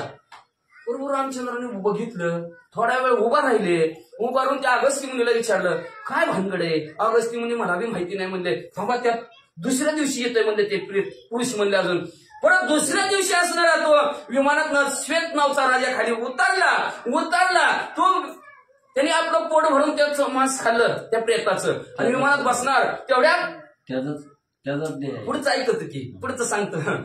मग असणारा अगस्त्य मुनीनं विचारलं काय भानगड आहे तुमची, ही भानगड काय, ह्या प्रेताचं मांस खाऊन काय जाता तुम्ही. तर त्या श्वेत राजाने सांगायला सुरुवात केलं. काय सांगायचं, हे प्रेत म्हणजे माझंच आहे, हे प्रेत माझंच आहे. मला ज्यावेळेस असणार मी काय केलं, ह्या पृथ्वी तलावर असताना आणि सर्व प्रजेचं लहान बाळासारखं पालन पोषण केलं, सर्व ब्राह्मण मंडळीचं पालन पोषण केलं, सर्व जगताला व्यवस्थित सांभाळलं, पण अन्नदान कधी केलं नाही. आणि ह्या अन्नदान न केल्यामुळे मला स्वर्गाच्या ठिकाणी भूक लागली. भूक लागल्यावर ब्रह्मदेवाला विचारलं काय खाऊ. ब्रह्मदेवाने सांगितलं जा तुझं प्रेत पृथ्वी तलावर पडलेलं ते रोज खायचं. जोपर्यंत एखाद्या असणार महान पुरुषाची, सदभक्ताची आणि ऋषीवर्याची तुझी आणि त्याची भेट होत नाही, तोपर्यंत तुझं पोटच कधी भरणार नाही आणि ती प्रिय बी कधी संपणार नाही. रोज यायचे, रोज खायचं, रोज जायचं. आणि ज्या दिवशी अगस्त्य मुनीनं विचारलं त्या दिवशी त्याचा उद्धार झाला, पोट भरलं. त्याला सांगितलं अन्नदान करायचं. मग प्रभू रामचंद्राला अन्नदानाचं महत्व अगस्त्य मुनीनं सांगितलं. म्हणून तेव्हापासून अन्नदान म्हणून असणार, ज्याला जसं जमेल तशा प्रकारचं अन्नदान करा, का तर अन्नदानापेक्षा श्रेष्ठ अन्नदान कुठलं नाही.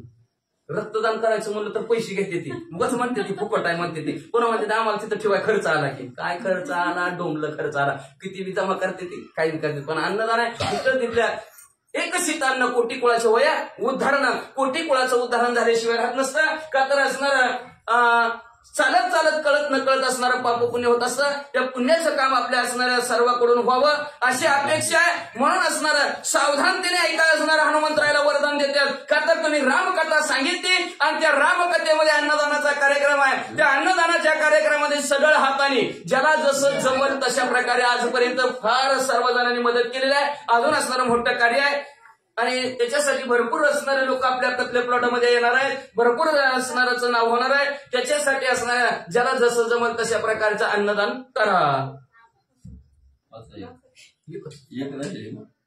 बरं 60ला एक राहिली म्हणजे हनुमंता वै चिरंजीव नाही झाली. वाचा दुसरा वाचा. हनुमंता होई चिरंजीवी ते ही जीवित्व ज्ञान भुवनी नित्य नवे सुख संभवी श्रीराम पदवी वैभवे. हनुमंतरा आशीर्वाद देऊ लागले सीतामावळे तुम्ही रामकथा सांगितली म्हणून. बरं का सोपं आहे का रामकथा सांगणं, तरी अवघड आहे का नाही रामकथा. रामकथा सांगितल्यावर काय पुण्य आहे, ऐकल्यावर काय पुण्य आहे. पुण्याचं वर्णन करतात नाही. सीतामाऊलीने डायरेक्ट आशीर्वाद दिला की तुम्ही असणार, तुम्ही म्हणता आम्ही खाणार इथं देणार, तुम्ही खाणार आम्ही आणून देणार, पण आमचा आत्मा तुम्हाला आशीर्वाद देणार आहे का नाही? आमच्या आत्मेने नाही जर आशीर्वाद दिला तर ज्या पृथ्वीवर आपण जिथं जिथले बसवून जी पृथ्वी तृप्त झालेली आहे ती तृप्ती तुम्हाला आशीर्वाद दिल्याशिवाय राहत नाही. आशीर्वाद नक्कीच देणार. त्याच्यामुळे असणाऱ्या हनुमंतरायाने तसा सीतामाऊलीने सर्वांना हनुमंतरायाला आशीर्वाद दिला. हनुमंतराया तुम्ही चिरंजीव व्हाल. लक्षात ठेवा, रामकथा सांगणारे चिरंजीव आहेत का नाही? त्यांनीच मला काय म्हणणं माहिती का, आठवलं मला, मी सांगतो चिरंजीव कसं. आता ती त्यांचं कोणतं म्हातारं म्हणून साखतच का मावशी? हा, साखतून पाणगावला येत होतं म्हणजे रामायण वाचत होते, तेव्हापासून आम्हाला गोडी लागली. आता ती म्हातार असेल तर भाग्यवंतात नशिबाने ती आहेत. बरं झालं. समजा जर उद्या जर असणार नसलं तरी चिरंजीव राहणार का? ते आमचं काम नाव राहणार.